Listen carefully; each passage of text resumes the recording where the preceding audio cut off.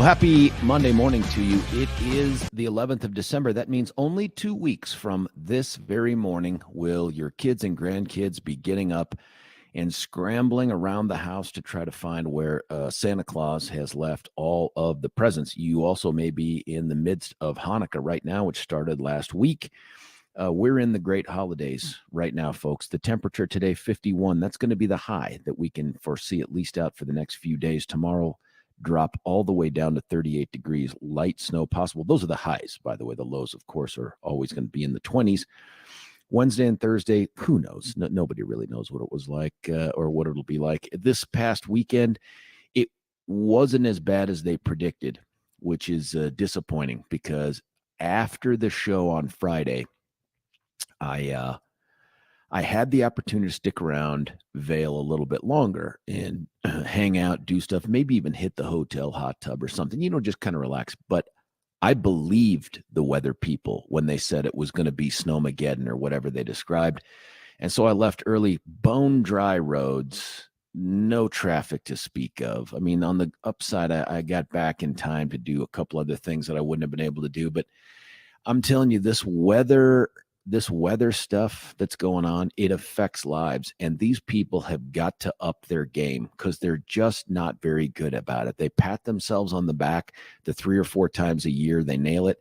And then everything else, they just kind of smile and wave at you and make you feel good. And everybody loves Al Roker, but these people have no idea what they're doing.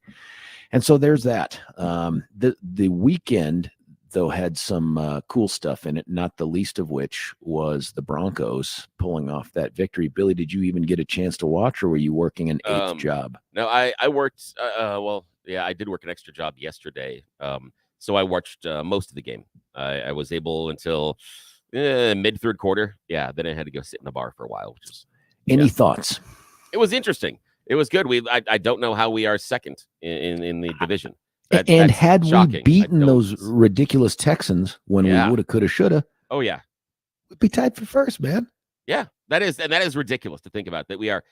But it does warm my heart when the Raiders are that bad. When we were, we get 70 hung on us earlier in the season, and we are still better than the Raiders. That makes me happy. Raiders couldn't put up a point. Yes, they lost to a field goal. I know. The only thing worse is to lose to a safety. Yeah. Oh, I know. It is. It's hilarious. I'm like, this is fantastic for them to be that bad because there are a few sports fandoms that are louder than most, and the Raiders are one of them. For years, the Patriots have been, and they're now eating some humble pie. Phillies are very loud. Something. Yeah.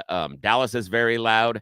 And then on a different level, the Ohio teams and Green Bay, but they're at a different level. They're not the same, in my opinion. It's not the same over the top, just frothing at the mouth, craziness that you get out of some of them. And I had that same appreciation, by the way, for the Eagles fans. There's something about they're not obnoxious in that way. I think they are. But I just think for them, there's just so little going on in Philly. I feel like it's okay. Yeah. There's so little there. And it's, so they have to be. It's a lot of city pride. I get that. It is. I do too. But it's nice to see the Raiders just because they're, I have one friend of mine that is a huge Raiders fan, and he talks so much crap when the Raiders are doing well. And it is nice to not hear anything. It is just crickets. Now, I don't poke him with the stick, when his team sucks, but it's just one of those things that it's nice to not have to listen to how great they are all the time. It's good when it happens around the holidays because my brother-in-law, who is a much larger man than I am, Dom, huge Raiders fan. Oh, and so when we get, and that's when you tend to see most of your extended family. Yeah. So to have them in the dumpster right now is wonderful. Ooh, I remember one particular year where the Raiders looked like, man, they were rolling. And in fact, I want to say we were over at their house. It could have been Thanksgiving. I can't remember when that happened, but when Derek Carr broke his leg, do you remember that? Mm-hmm. And just that sickening feeling of there goes the season. And I'm like, yep, there it is. It's all gone. And that turned out to be true. Yeah. I ended up getting to watch much of the Broncos game from a place called Boondocks Oh, nice. because I had promised Graham, I'm like, yep, we'll get together. I thought we could talk Jeff into going. Yeah. But 16-year-old Jeff is less excited about boondocks than he had been when he was 14-year-old That is Jeff. true. Yeah. And so it ended up being Graham and I, and we went and took down some pins. If you guys don't know boondocks, out there off of the Parker Road exit in 470. So you had to by make Sam's up. Club. So when you went on the Rich Bowling up there in Vail, you learned so much at the Rich Oh, League. buddy, And then you had to show off. You had to go to boondocks to show the peons what it happens when you learn to roll with gold-plated balls. What I learned is I should limit my bowling to boondocks or Brunswick or something, because for $40 you get 4 hours of go crazy, do whatever you want to do. Whereas up in Vail, it turns out every pin was worth $20 or something like that. They count it by the pin. It's ridiculous. Yeah, the better you are, the more expensive it is. Yeah. And I should say, and this is, I don't say this with a lot of pride. I'm just reporting the facts. Yeah. It was a good day for Dad. It really didn't matter what we did, whether it was and that's unusual because usually Graham has the upper hand, but whether it was bowling or I got a turkey in bowling. That doesn't happen. I mean, I'm not that guy. Jeez, wow. Graham tried to set up my profile so that I had the bumpers, but I had to figure out how to take those down. I would actually stay with Graham those needed the bumpers. Yeah, exactly. I'm like, you want to make sure I can't get a gutter ball? All righty, we'll do this one. You are going down hard. This is a kid who, in between, frames, is on his phone at YouTube looking at how to bowl because he's just anxious to try to figure out what am I doing wrong. What is what is your technique? Your bowling technique? Tell me what is the. Now, see, you've already assumed facts, not in evidence, that I have a technique. I like to put my fingers in the holes. Yeah. Bring my arm backwards and forwards, release the ball so that the ball strikes the pins as close to the center as possible. Oh, really? Okay. Like, I don't have spin. Idea. Like, if you're talking about those dudes that have it dance along the edge and then it curves back. Stuff, I don't know how to do that. No. Do you do that? No, not at all. But what my philosophy is, I take the size ball that I'm supposed to have and I go down several pounds. I want something that is lighter because what I do is I walk up. You throw it overhand. Well, let's just say that there is a point in my past in which myself and my friends may have been asked to leave not just one, but multiple bowling arenas for overhand bowling. Evidently, it is frowned upon. What? Well, we were left unsupervised. It's in my defense. So, yes. You were only 20 at the yes, time. Exactly. But yes, that may have happened. We may have lost. And no, sirs, you are done. But we haven't finished the whole. No, you have finished. All right, we're leaving. Yeah, that may have happened. There's still parts of the wood that aren't dented. Yes. Yeah. That's right. I go with the smaller ball, and you have the little, the arrows on the lane, and I go to the one that's the right to the very top most. And now it is a matter of physics. I am going to hurl that ball along that line as fast as humanly possible, and then we're going to see what happens. Whether or not it actually is on the lane as it's going there, that's irrelevant. Does not matter. Sometimes it may not touch the lane until it's halfway down. But this is all about velocity. And the fun part is when it hits the pins, I'm just looking for action. That's all I'm looking for. I'm not really focused on the idea that if I come in here and I hit explosion. Yes, because the more pins flying around, the more stuff's going to happen. That's my philosophy. And normally I'm not a great bowler, but keeps me respectable. I can fight with, average bowlers. I do an okay job. My technique is absolutely awful, but it is all built on the idea that I'm going to hurl this thing very fast down the lane, and then physics is going to do what it does, and we'll see what happens, and everything will work out. Does it get you points? Yes, a lot of them. Sometimes not a lot. Sometimes, if I don't throw it directly on a straight line, as with field goal kickers, you miss and things go wrong. But as long as you can be a good kicker and you just go right down that straight line, as long as the velocity is there, yes. That's why I go with the smaller ball. You can't get the right speed. With the actual size ball, they're trying to prevent the amount of speed you can get. I can get a better. What you think they're doing? Oh yeah, I can get better velocity with the smaller ones. It's a conspiracy. Yes, to keep you from breaking pins. Oh, much better. And if I'm not doing well, I will even size down further until I'm at the child's ball, and then really crazy stuff will happen. Sometimes the ball doesn't stay in the lane. Occasionally. Now, see, that's a problem. Like if you're bowling next to you, you would be disappointed that you impacted the game. Oh, absolutely. But if you are bowling next to me, it is hilarious to watch. I definitely am entertainment. Regardless of whether or not my technique sucks, entertainment factor, I am a 10. I am an absolute 10 on doing this because it is funny to watch. We ended up bowling some games, and nothing like that happened. Dad and son both found it very easy to knock down 9 of the 10 pins. That 10th pin, I believe, they have some device that sticks a nail up underneath it when I'm at 9 and prevents me from actually. It's actually hitting magnetic. Them all. It's magnetic. Yeah. Is what it That's is. what it's something. But we had more frames that had 9 in it than anything I can imagine. That's great. But while we're bowling the last game, nice family comes over a couple lanes over. It wasn't too crowded.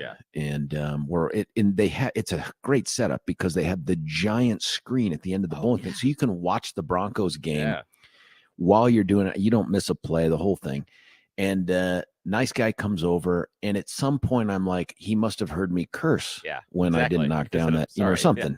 Yeah, he's mad at me. And he comes over and he leans over and he goes, "Are you George Brauchler?" Uh-oh. And I That's go, not good. Yeah. There's that question in your mind. Like, do I answer? Yes. I mean, there's my about a mind's 30-second racing. pause. I'm like, he doesn't look like anybody I've ever sent to prison. Exactly. You know what I mean? Like, and I'm you're looking scanning, over is at the there a family. weapon? Like, is there, is there somebody missing that may be incarcerated? Am I? Exactly. Was it someone in the parking lot? Like, your mind is just going through the Rolodex. You're looking for tear tattoos. You're looking for spider webs. You're looking, there are things. There's signs. Or a hen hidden behind the back. Exactly.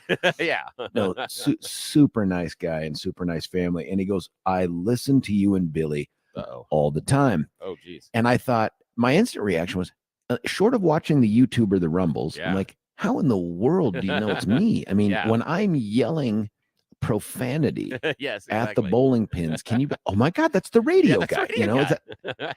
And so we had a nice conversation. He said, nice. "I love the 6 o'clock hour. I love that first part of it." I said, "That's the easiest part of the show." Is that? And he says, "Will you please talk about me tomorrow and say my name?" And I said, "Well, I don't know if I'll say your name because people think they know what comes with that. They don't. No, they don't.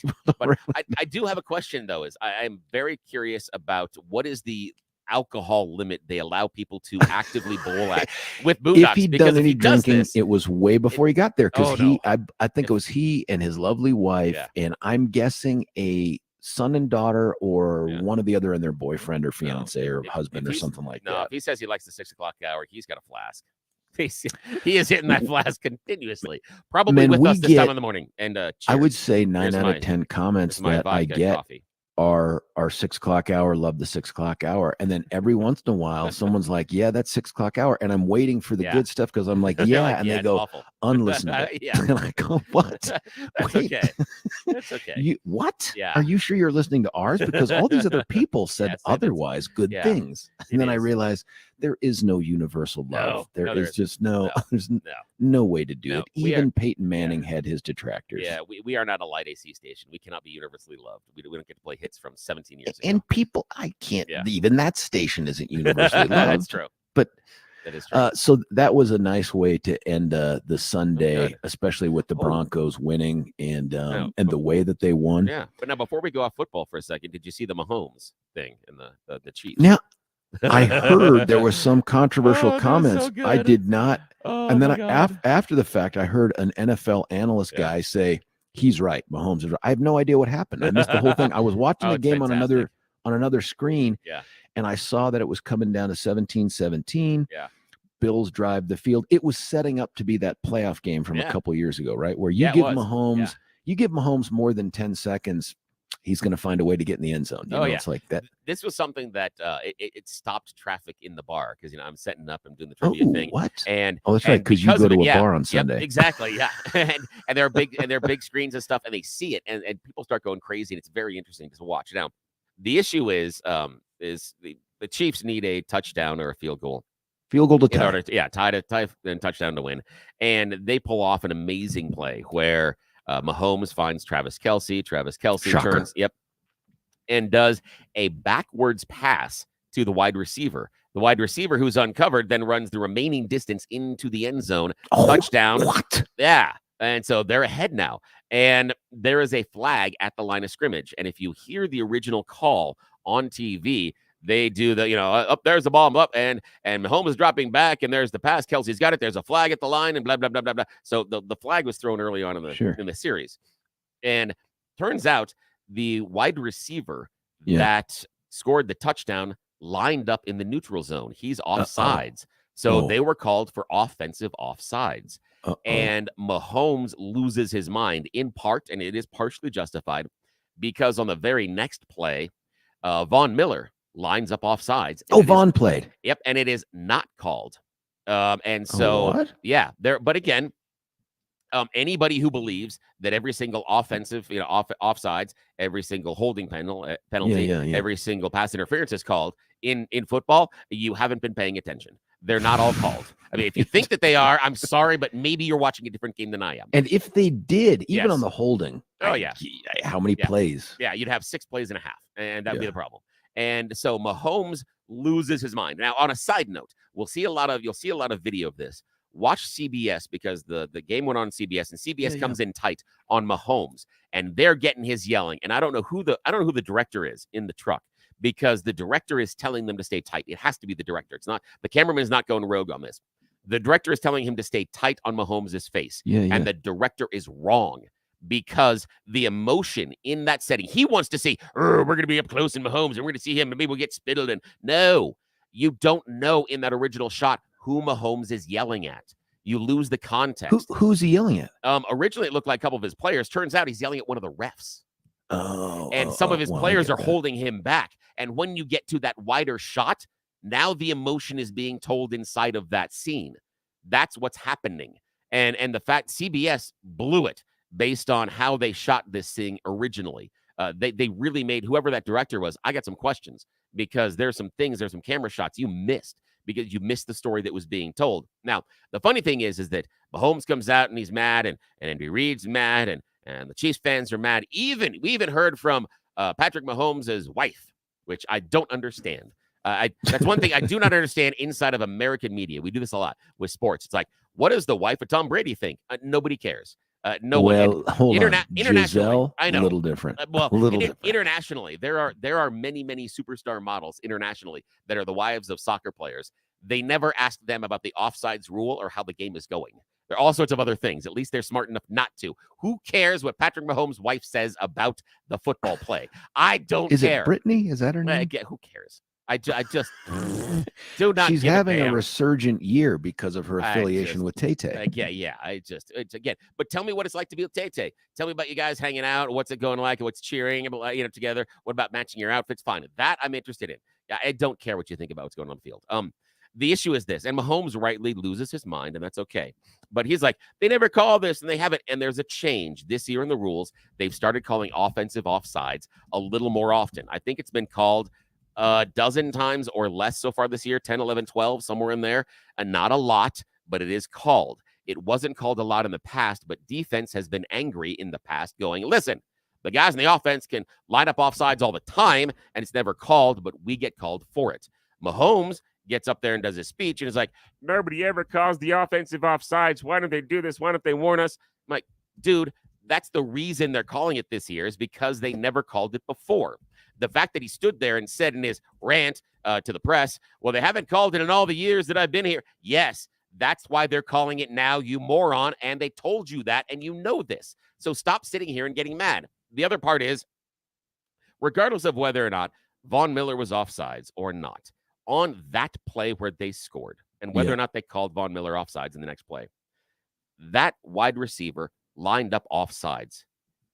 He and the rest of the team are responsible for that. That's on him. I have a different opinion when you start and you know where you're supposed to line up, and you line up in an offsides position, and then you complain. As opposed to jumping the snap, Yep, and then you complain that somehow impacted the play. You had an opportunity before the ball was snapped to correct this. You didn't. That's on you. And this is where it makes me mad. In soccer, there's a thing now on free kicks where the opponent will line up offsides. They'll get behind the defense. A couple of weeks ago, my son loses his mind because one of his defenders lines up offsides in the ensuing free kick. That defender scores. The goal is called no good because he lined up off sides when the ball was kicked. Yeah, when the ball was kicked. And he's mad. And I said, guess what? You know how you fix that? Don't line up off sides. Don't do it. And then they can't call it. And in this play, if the wide receiver isn't off sides, they can't call it, regardless of whether or not they called it ever before in the entire history of Patrick Mahomes' career. That was the point that the NFL analyst said, who I don't know. He's like, don't do it. They never call that. No. So what? So the fact that they didn't doesn't mean it's okay. Just because they called it on this play, fine. And the issue is, if you talk about things like, oh, well, they never call pass interference in this, that's during the play. This is offsides when you line up. That I have a different level of tolerance for. And it's really, really, really, really, really low, because this is about coming to the line of scrimmage and lining up, you morons. You're not doing anything else than getting into the line and counting how many hats are supposed to be on the line of scrimmage. That is the easiest thing to prevent. I have zero sympathy if you mess that up. I can be persuaded with holding calls, with pass interference calls, even with the targeting calls, and when we hit the pretty little quarterbacks too hard. I can be persuaded because I think that can be interpreted. But lining up offsides, not interpretive. You did it. Shut up. You lost. Get over it. I do think that play could end up ushering in an era, however long, however brief, of the same kind of thing. Now we've kind of like pulled back on, has anybody ever done it that successfully? You know what I mean? Like, that's going to be a new thing. I get why they feel defeated and deflated. Absolutely. I get that. Yeah. And if I was a Chiefs fan, I'd be pissed too. I would be absolutely mad. And it's not like the NFL reffing this season has been great. There have been a lot of games where it should never. I mean, you don't want a game won or lost because of cheating, but you don't want it won or lost because of bogus calls of cheating. And it's not like they've been blowing calls just this year. They've been doing it routinely. That this is what happens. But yet again, in this instance, the ref was not given a chance to blow a call because the wide receiver lined up off sides. This is not an idea of maybe that was pass interference, maybe not. It's the idea of, was his foot inbounds or out of bounds? Yeah, this isn't even as subjective as some of the roughing the passer nonsense we've talked about earlier in this season. Like, if you brush against them after they've passed, like even if you go to help them up off the ground, it's rough. It's roughing the passer. Yes. And are we surprised that Patrick Mahomes, the guy who plays by a different set of rules than every other player, because that's what quarterbacks do, they have a different set of rules, and then he's mad about how the rules are interpreted? Really? How about you talk to one of your defensive linemen about how the rules are interpreted? Yeah, it's very funny that the guy who plays by his own rules is the one that's angry about how the rules are interpreted. I'm willing to bet, though, even though your position, of course, is logical. I'm willing to bet that everybody outside of Buffalo probably agrees with Mahomes. Oh, absolutely. Yeah. And they're wrong, because again, just the idea of, and again, if it's holding, etc., we can talk about that. Dude lined up offsides. Is he offsides or not? Now, you can be mad. Why didn't the ref call it here? Don't care. Guess what? If you don't line up off sides, they don't get to call it. So who cares? This isn't a perfect analogy, but there was a case some years ago. I think I was in Jeffco. Not my case. So I'm reciting what another prosecutor was telling me, where defendant is there's a rash of cars that are being trespassed. And so the cops set up a sting. And they sit and they wait and they wait. They let this guy go, and he trespasses 1, 2, 3, 4, 5 cars. They finally go grab him up, and he's outraged that they didn't stop him after the first one. They're like, that's not fair. You didn't stop me after the first one. And they're like, you let me do more crime. It's like, now you've made it worse for me. And he's like, no, you made it worse. You made it. You could have stopped at one.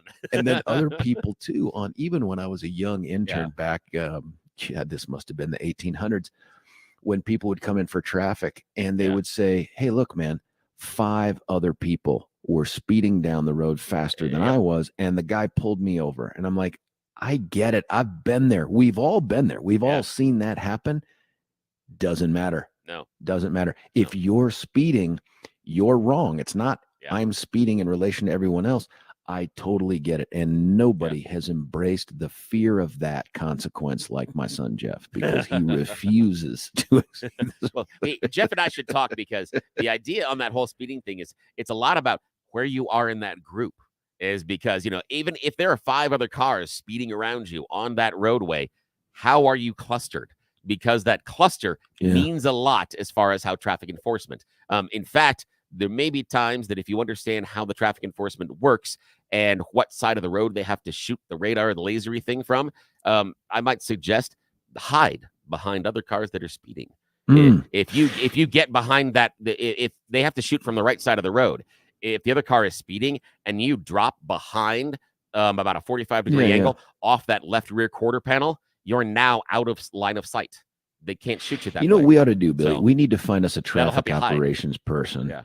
And what we need to do is to get them on and get them to tell us the secrets. Like, what are you looking for? Is there a red car thing? Is there really, we need to get some. Yeah, there is. Red and yellow. Simply because you draw more attention. That's what I'm saying is I want to know. And statistically speaking, I want to know if that's true by looking at tickets. But then I wonder, are more yellow cars sports cars? Is it the sports car thing? In part, that's part of it too. And I want to say, I haven't looked, God, it's got to be at least a decade. But at one point, there was a statistic that red cars got in more accidents slightly. There was a slight increase in the number of accidents, red car. And part of it is this. One is there was a theory behind it that the red in and of itself is a little bit distracting to the driver, that as you're panning your eyes back and forth because of the bright color down below you, that it pulls the eyes a little bit. Again, I don't know if this thing has been proven out, but I haven't done anything, but this is where it was at the time, at least a decade ago. Sure. And the other one being then also that when you're going down the road, you know how when you're driving, sometimes if the other car is coming towards you and it's dark and their lights are on, if you're not paying attention, you actually have a tendency to turn into that's the lights. right. That's true. That's same theory. Again, I don't know if it was proven out, but same theory behind the red and the yellow cars. Well, I'd be interested that it begins to pull you that direction. That again, in those situations, we need to get a traffic person. But again, I don't know if scientifically that was proven out. Those were just theories they were working off. I'd love to get that person on. We need to find somebody. Maybe Chief Acevedo can hook us up with an Aurora traffic ops person or something like that. They should allow us. We should do some tests. They should allow us to go speed down some roads. Well, you know who else might know that? How about our own internal guy? His name is Mark Crowley. Oh, yeah, what about that fella? Maybe he's not here yet. We'll have to see. And I don't know if he ever did traffic for very long. He had a dog, didn't he, or something? Or I know he does now, but I'm not sure. I don't know. Yeah. Maybe he doesn't. I'm not sure. The other updates. One, I didn't see this, but it fed off as something that we had talked about. I did not see the SNL cold opening. Yeah, that was good. That took place, but that was good. We talked on Friday about Liz, what's her face, McGill, from Penn, and I think everybody there that saw the hostage video was like, this is just going to end poorly. Now, see, the difference here is at University of Pennsylvania, at Penn, when bad things happen and you have to make that hostage video, it's followed by a resignation. Now, that's pretty clear they gave her a nudge. I don't think that's her just walking away. But in Colorado, in the legislature, when you do that, you then get sworn in to pass laws like Tim Hernandez. Yes. Yeah. You're celebrating. But I saw Liz go and I thought, okay, who's next? Yeah. Right. Like, isn't there somebody else like the that Harvard Claudine Gay from Harvard? Yeah. I would. Okay. Again, I am not much of a betting man, but I think I would put her odds at going at around 70% right now. I think she's about 70% that she's out the door. How much of this is impacted by the fact that, and I'm not saying this matters to me, I'm saying to these elite DEI-laden institutions, how much does it matter that some of them are people of color? They're all women. All three of the presidents were women. So does that give them an extra layer of protection or no? In some ways, yes, but I would say not just because of the color of the skin. For me, the reason the extra layer of protection right now for Dr. Gay, as far as it being slower, is she is the first Black president of Harvard. And she's not going anywhere. Well, no, hang on. But to force her out, it's going to be a little more difficult because you don't want to look like, hey, we just got a Black president of Harvard. Now we're forcing her out because we don't like what she's saying. However, the pushback, and I believe that she understands this, and some things that I've seen that she said afterwards, that she understands that what she did in Congress was a clown show and brought more scorn and shame to the university than almost anything anybody has done in the previous decade. Oh my God. It is awful. Yeah. And she has really hurt the reputation of the institution. And the people that want to go there, the people that have that really pretty diploma on their wall are worried that now it doesn't look quite as good. And the people that give money to the institution also are concerned that what's going on with their money. So I do think that she will either be pushed out or there's going to be some sort of a reorganization. Not saying that she's not going to be in charge, but there would be some sort of a reorganization, refocusing. They'll have some sort of a reword. She'll come out and she'll do, it's not going to be a re-education, but it'll be, because that's a little weird and scary. But it's going to be that. She's either going to walk out or she's going to have some sort of an amend. There's going to be some sort of a penance that she's going to have to pay. Like, what would you say? I have no idea, but I'm just saying. Would you throw on a yarmulke or something like that? I don't know. I don't know what it is, but I think those are the two paths forward, because I'm not convinced that they're just going to go, well, that's it. Let's just ignore the rest of it. I think there's going to be more of this. I think there's going to be more push, especially when the money starts walking away. There's a very famous graduate of Penn that we know about. We talk about him all the time. Really? Ooh, I don't know. Donald Trump. Oh, really? Went to the Wharton School of Business. Oh, that's right. Yeah, that's right. Yeah. I don't know if he'll talk about this or not, but I guess from now on, since I didn't get to go to one of those does he know upper crusty. What's that? Does he know he went there? No, not only does he know it, yeah. He says it all the time. Okay. He touts it all the time. But I feel like from now on, if I ever run into people that have a Penn diploma on their wall, I'm going to say, "Oh, you hate Jews." Because just to play that thing out. On Friday, though, behind the scenes, we were like, "Oh, she's done. She's done." We knew. Oh, yeah, we done. were. Yeah. Oh, of course. We like, anyone that saw that gone. video that was part of the spiral. Yeah. I'm just shocked the other two haven't gone the way of the dodo yet. Yeah, I'm surprised too. And you've probably hit the nail on the head. If this thing is going to happen, and I'm now doubting it does, if she's the first Black president of Harvard, my guess is she could do almost anything, and they're going to find a lot of grace for her. Well, here's the thing. Remember this rule, especially when you operate in those circles. Don't mess with the money. if what she has done has messed with the money, she's gone, or she's going to have to do some sort of mea culpa tour. And that's the two things: is what will, and even in the gal at MIT, if they've messed with the money, there's going to be fallout, and they will move. So that, to me, that will be the linchpin. If the money, if there are issues there, then she's in trouble. So let's see what happens. I'd like to. Yeah, we're going to keep talking about this. The education piece seems oddly relevant. There was some stuff I think we're going to end up having to talk about this. Billy and I had a very enthusiastic exchange leading into the show. I don't know how else to describe it. I don't either. And the thing is, there are those times in which Peter Boyles always said, sometimes the best part of the show is what happens not on the show. And that was legendary.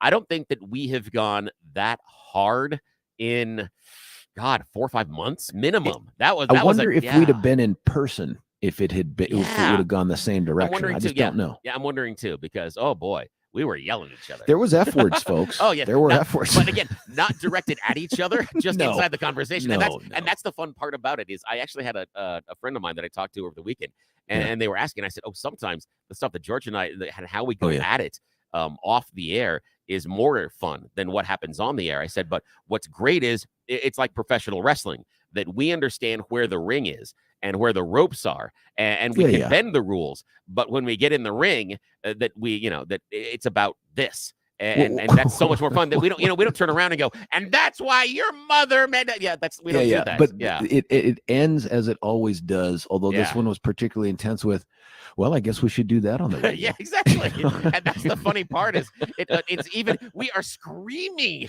of curse words at each other, and then we're like, it's like, well, this seems like a good topic. Yeah, this one might work. Yeah. How does this happen? I don't understand.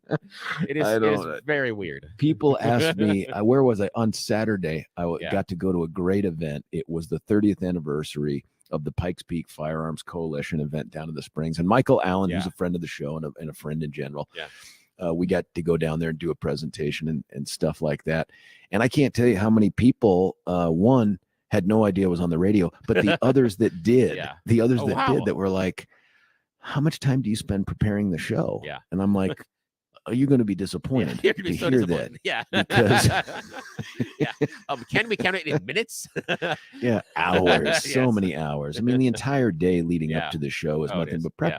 But I've tried to tell him, look, some of this show is you just got to stay up on current events. Like Yeah. Billy knows things. It's not organic. He's reading them anyway. Like, I mean, it's not like Oh, it just shows up in his brain when he wakes up. It's not like an inbox. Yeah. You got to go out there and search for it. But if you keep yourself up on the current events, and I find myself consuming things that if I weren't on the radio, I wouldn't care about. Yeah. You know? Yeah, me too. Me too. But- I make that statement all the time that I consume in 24 hours what most people consume in 4 days. Yeah, I in terms bet of that's media. true. Yeah, I it's bet just that's a true. fire hose. Yeah, it's just all the time I'm doing something. I read so much garbage. There are other things where we'll be flipping through a channel or something. I'll be like, oh, no, I got to go watch this thing. I Yep. got to watch this thing. Or Yeah.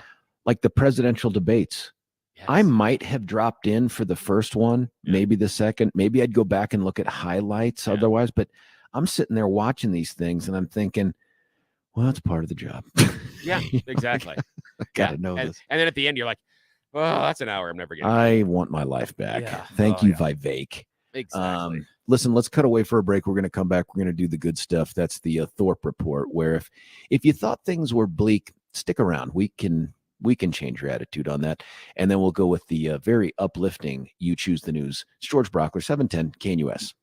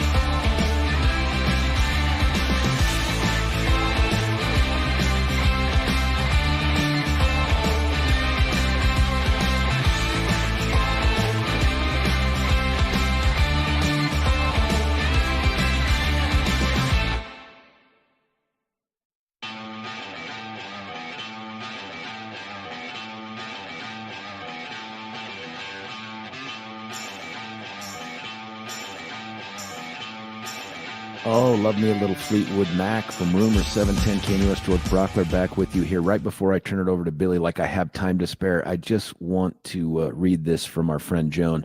Bill is informed today. Fast rants and high squeaky noises during football remarks. Energy drinks, coffee, drugs. All of the above. Yes, please. Well, let's see if that bears out here with the Thorpe report. Oh, yeah. People have talked about the energy that I have, especially in the morning, is mostly annoying. Temperatures are going to be warmer than they were yesterday. In fact, we're going to reach low 50s maybe this afternoon. Not going to see any snow. We've got a weak storm system in the north of us creeping through today and tomorrow. Could bring a little light snow to the northern plains. Don't worry about it here. Rest of our week, mostly dry. In and out of cloud cover. Should be good. Today, highs right around low 50s. Tomorrow, high of 39. Chance of early morning snow, but again, just be a dusting. Mostly sunny and seasonal, high of 43 on Wednesday. Edgewater police are investigating a shooting that killed an Edgewater man and left another person injured Sunday morning.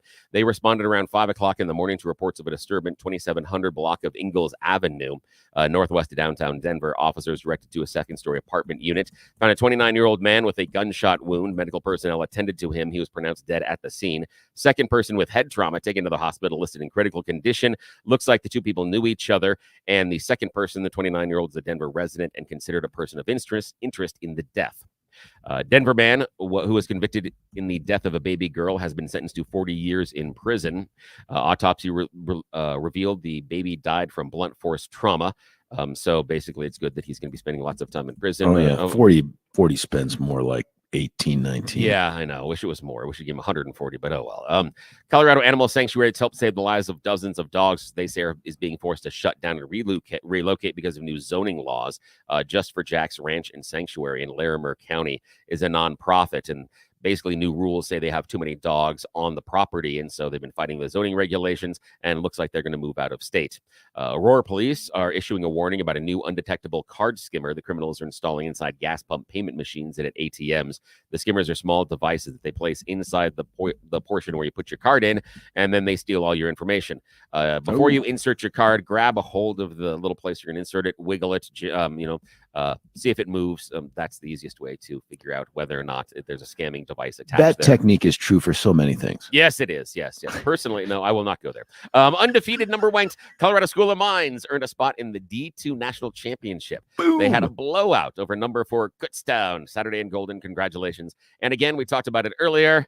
The Broncos, for some reason, were second in the AFC West. Oh, my God. That is crazy. Alrighty, that's all I've got, sir. Man. Yep, we are. Usually a blowout in Golden means I drank too much, but in this case, it's all good news. Hey, let's stick around. We're going to come back. We're going to get caught up, not with the good real news, but all the good stuff that Billy found out there on the dark web. It's called You Choose the News. George Brauchler, 710 KNUS.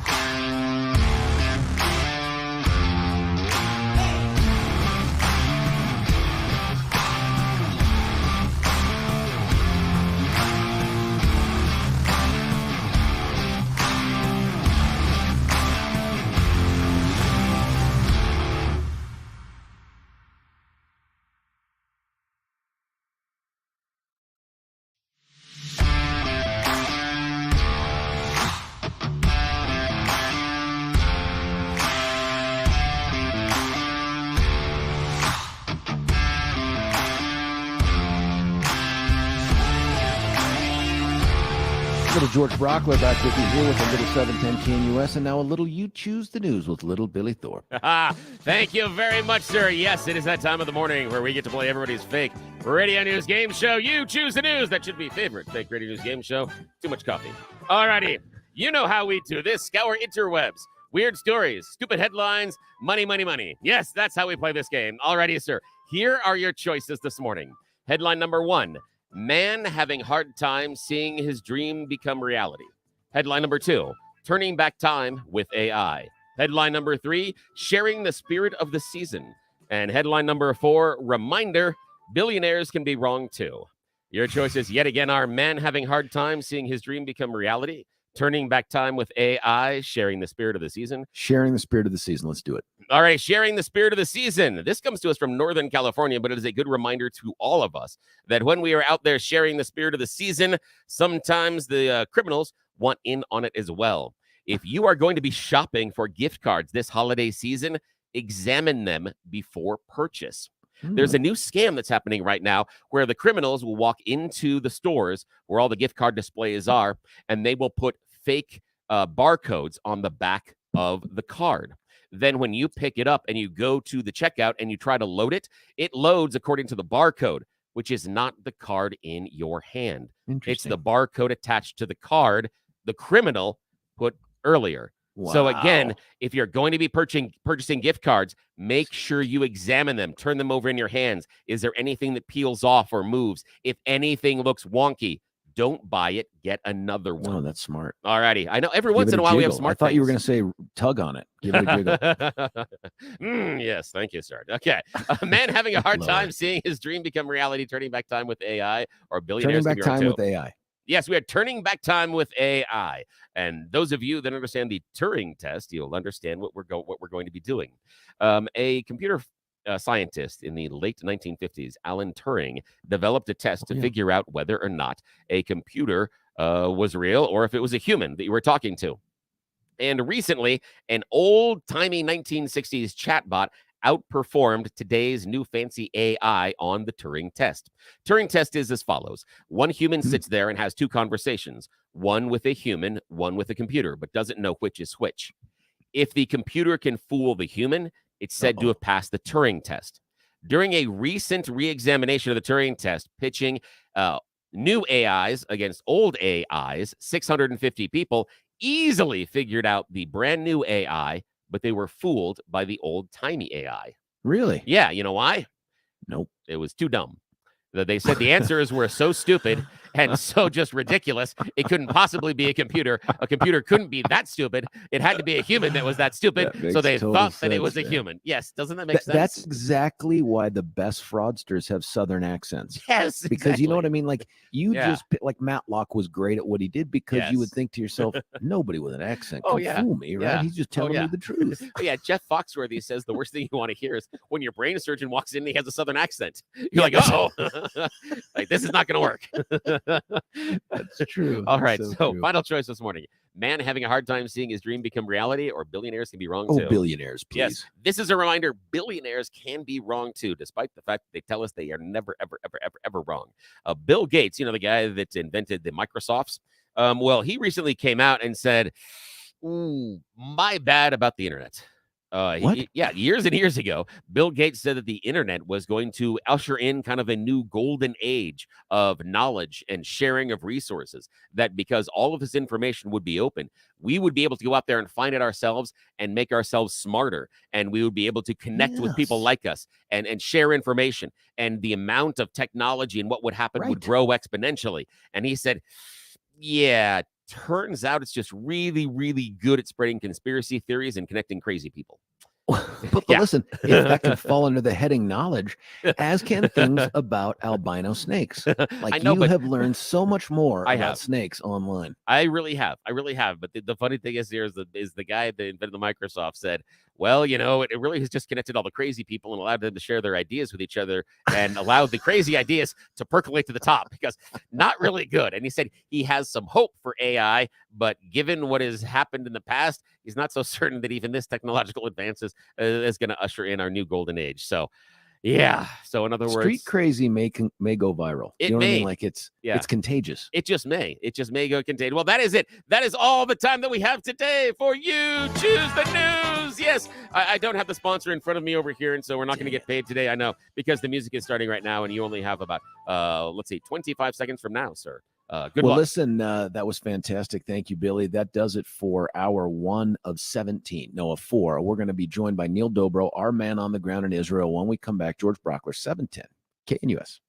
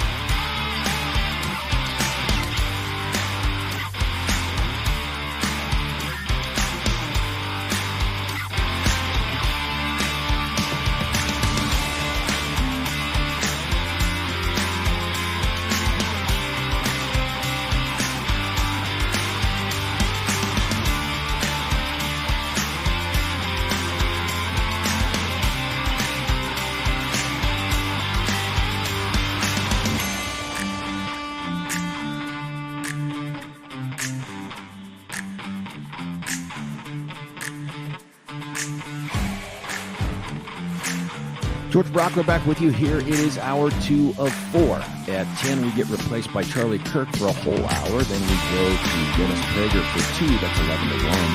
And then Seth Gorka picks up that 3 to 4 o'clock hour that had been Deb and Jimmy.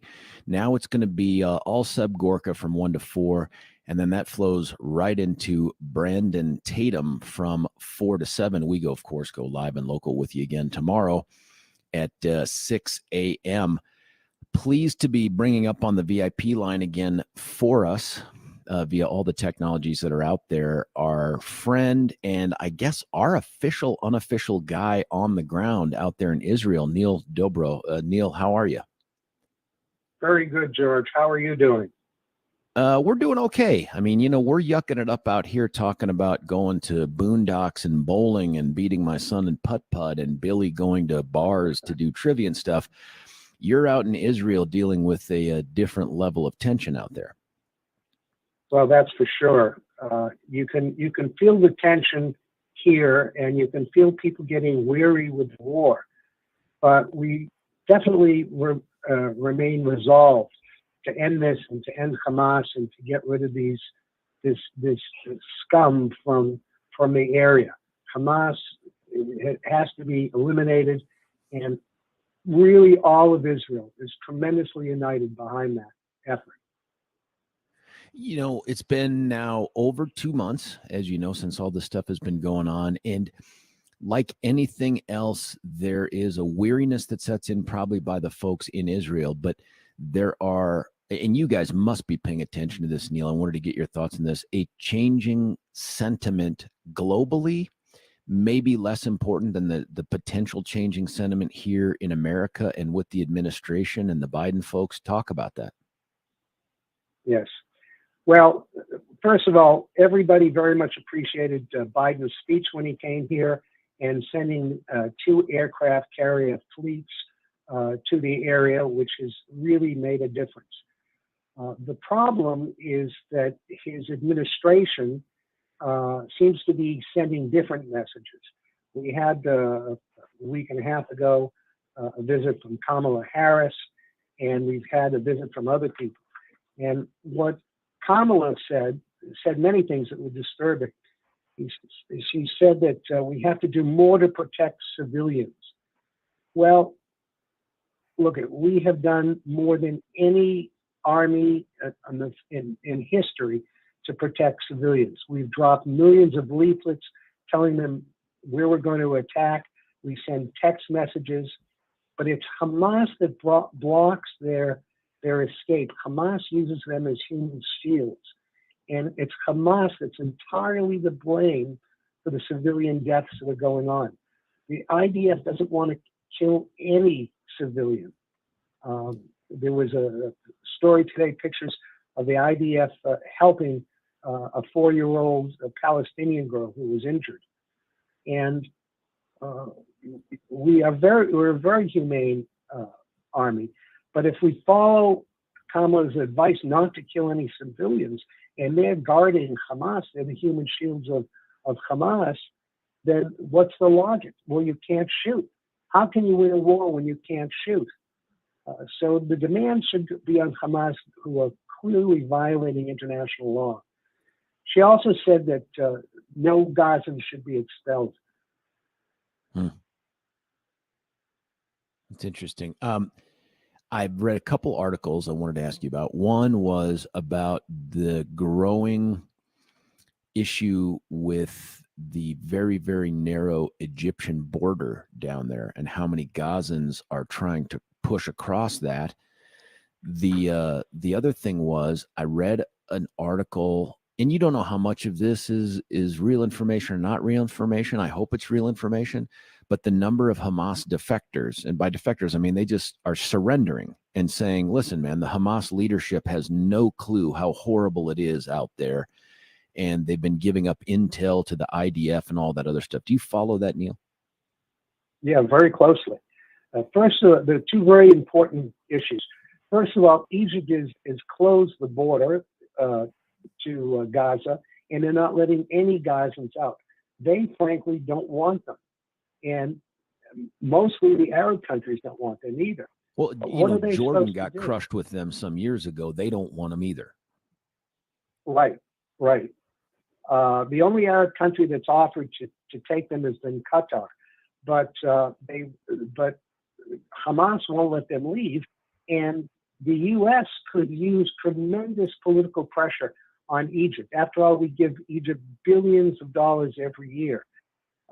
If they had a frank talking to, they would open the border to the Sinai, at least temporarily, to allow the refugees who want to leave. And from there, they could be taken to countries that want them. Now, there are countries that have said they want them.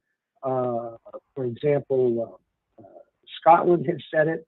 Not Switzerland, Qatar, several other countries in Europe have said they would take refugees. Well, every war has refugees. There were 6.7 million refugees in the Ukrainian war. In the Syrian war, there were 6.3 million refugees. 5.7 million went to Europe. So why not the Gazans? Why can't they be free to leave the country if they want? Well, Right. Hamas doesn't want them to leave. Hamas wants them to stay because they're the human shields. But I can understand Hamas thinking like that. But why should our policy support that? So, look, I urge your listeners, your congressmen and senators may not agree with you about the overall war, but one of the things you could certainly write them about, and I recommend that you do, is allow the Gazans to leave and go to Egypt, go to the Sinai, and then be relocated from there. And it can be temporarily. But that's a key thing that we should be pressing for. Now, the issue of surrender, it's very interesting. You're seeing it more and more. And there's one main reason that they're surrendering, and that's the strength that the IDF has shown. And it's clear to Hamas people how this is going to end. It won't be good for them. It also shows that the leaders have lost contact with their people. The Hamas people have come out and saying, we haven't heard from our leadership, which shows that the leadership there, Haliey, has lost contact with them, more concerned about saving himself than taking command. So we have a real dilemma, because even though it's very good that they surrendered, we get a lot of intelligence from them. Frankly, they deserve to die. But they know that Israel doesn't have a death penalty, even though we're accused of carrying out genocide. And yet we don't have a death penalty even for these murderers. So it's a little bit of a dilemma, but it's certainly a very good sign. You and I went back and forth a little bit on you wanting to talk about the Biden administration. You talked about him coming over and making the good speech. I see more and more articles out there about Blinken and the administration putting more pressure on the IDF and Israel in general in the treatment of the situation in Gaza. What's your sense of what's next? Well, just a week ago, John Feiner, who's a national security advisor, said we're not in the place yet of asking Israel to stop or force a ceasefire. So clearly the implication to Israel is it's coming. And the ironic thing is the reason that this is taking so long is precisely because we're trying to avoid civilian casualties as much as possible. Well, that takes a lot of time. And by hurrying Israel and implying that there's going to be a deadline, there's going to be a cutoff point, tells Israel that they have to hurry. And hurrying means more civilian casualties. So they're going against their own policy. You have a sense of the shelf life on this? Neil, do you have a sense of when all this stuff comes to a head, when the IDF will be done, or when you think the pressure will be so extreme that is, and again, maybe I'm wrong here. Maybe Biden and the administration continue to put pressure on Israel, and Israel says, we have to finish this. There is no possibility of future peace if Hamas still exists there. Yes, I think that's the most likely outcome, George. I think you've hit it on the head. People here are very resolved. And if Bibi were to make that kind of a decision, or anybody in the government would advocate that, they would be running up against the entire Israeli population. We want Hamas gone. We're not, we've heard that the end of the year was going to be the deadline, but I don't see that happening. I think we're going to finish the job. And I think that applies to what's going to happen afterwards, too. We're not going to turn over security matters to any international force. We've got to be there to make sure that Hamas does not regain power in any way. They can't have the ability to do what they did on October 7th. So, can I bring you home domestically too? Sure. You've probably been following some of what's been going on over here with the grilling of 3 of the elite educational institutions that are out there: Harvard, Penn, and MIT, I think it was. MIT, and yes. Yeah, and Elise Stefanik from Staten Island out there, and it's resulted. Didn't she do a great job? She did. I would say this though, Neil. I wish she had asked the follow-up question, which is, okay, you say it's contextual. In what context would calling for the genocide of Jews be okay? Like, give me that context, because outside of some sort of theoretical discussion of evil in a classroom, where could you have that conversation that it wouldn't have the impact of harassment or intimidation or whatever it is? So, but I thought she did a great job otherwise. But you now have seen that Liz McGill, the president of Penn, is no longer the president of Penn. Somebody texted in, though, and said she's still a tenured faculty member at the law school. I have no idea what she'd be teaching, but what are your thoughts on this development? Well, this is very scary. I think a lot of people here in Israel followed that. First of all, the double standard is breathtaking. I mean, if somebody stood up on their campuses and said we should kill all gays or all blacks, the response wouldn't be, well, it depends on the context. Right. They would be that's right. Correctly thrown out of school and before they knew what happened. So it's just a glaring double standard. It seems to apply to everybody except Jews. And the fact that it's become so mainstream in the last few years is really troubling. Look, the Holocaust and the pogroms didn't just happen one day. It wasn't the first day. It was a process that started with propaganda that vilified Jews and threatened Jews, and finally it was put into action. And once it's in action, it's too late for the people who are killed or hurt. So we can't wait for the action. And that was what the response of the presidents was.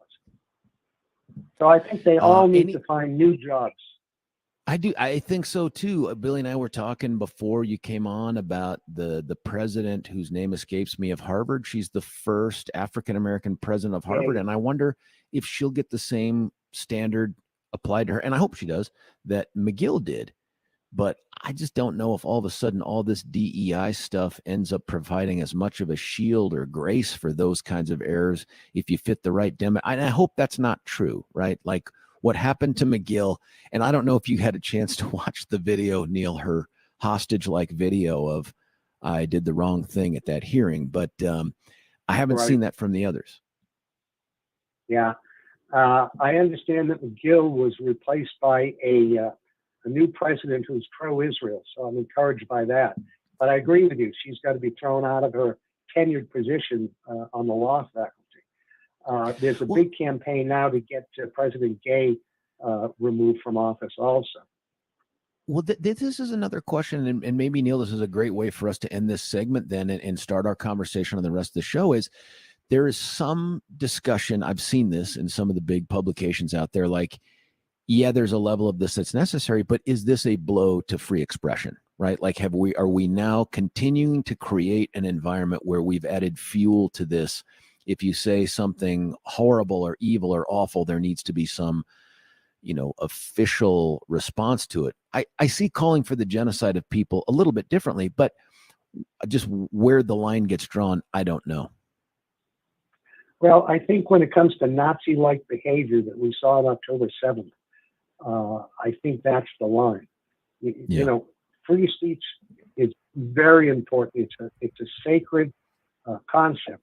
But when it gets to threatening people and leading to violence, as this certainly does, this call for the river to the sea I is know. clearly a call for genocide.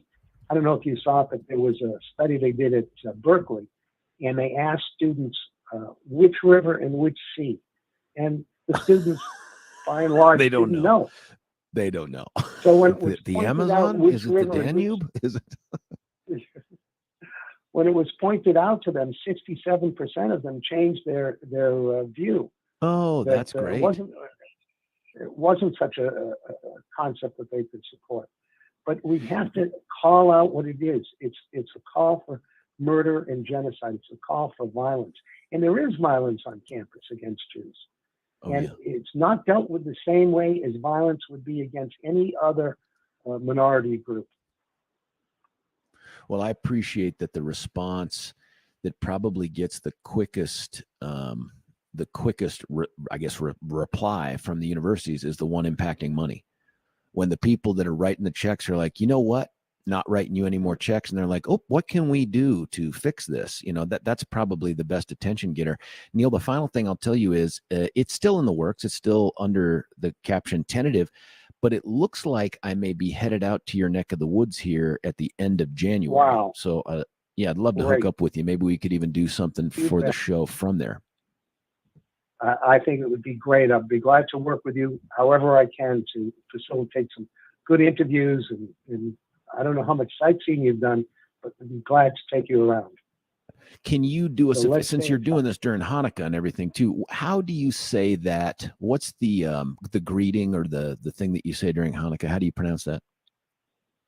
Hanukkah, happy Hanukkah. Hanukkah Sameach, we say in Hebrew. Say that last part again. That's the part I can't get. Hanukkah Sameach. Hanukkah Sameach. Happy. Yeah. Well, and when does Hanukkah wrap up? We're in we're day 5 today out of 8. It started on Thursday night last week. And really everybody in the country, including a lot of people who are secular, light candles. So it's very interesting to go around at night and see all the candles in the windows and outside. It's a very pleasant time of year. And we're kind of torn, you know. We know it's a sad time for the country because we see our boys being killed. But at the same time, we have to be happy about Hanukkah and thank God for the preservation of the Jewish people. Well, happy Hanukkah, Neil. And if I don't talk to you before, have a great New Year. Well, our New Year, not the Jewish New Year's, but our great New Year. And I will definitely be talking to you before I fly out there because I'll need you to give me the lay of the land on whether it's safe to fly into Tel Aviv. So I'll need to get that update from you at a later time. It is very safe. Okay. That's great. And a Merry Christmas. Hey, happy Hanukkah, Neil. Stay safe with your family. All right. Talk with you soon. Thank you, George. Hey, that's a former Coloradan and Denverite and our guy on the ground out there in Israel, Neil Dobro. I really appreciate his point of view as the guy that's consuming the information we read about. He's consuming it real time, live right there in Israel. The decisions that get made impact his family immediately. And I just appreciate his willingness to come on and share it with us. Hey, we're going to cut away for a little bit of a break here. When we come back, maybe we may start to visit that conversation about the freedom of speech piece and whether or not you think that there is potentially some downside to a reaction like the one that saw McGill get axed, or at least axed to step down from the University of Pennsylvania. Stick around. George Brauchler, 710 KNUS. Say goodbye to clutter and hello to convenience when you experience organization transformation in your home. Roll 'em Out Shelves, your clutter transformation experts, create affordable Colorado-crafted organized storage solutions. These custom options will maximize and organize your kitchen and bath storage as Roll 'em Out Shelves carefully designs and builds roll-out drawers to fit your space perfectly. To clear the clutter, contact owners Joyce and Brent at Roll 'em Out Shelves to schedule your free in-home estimate today.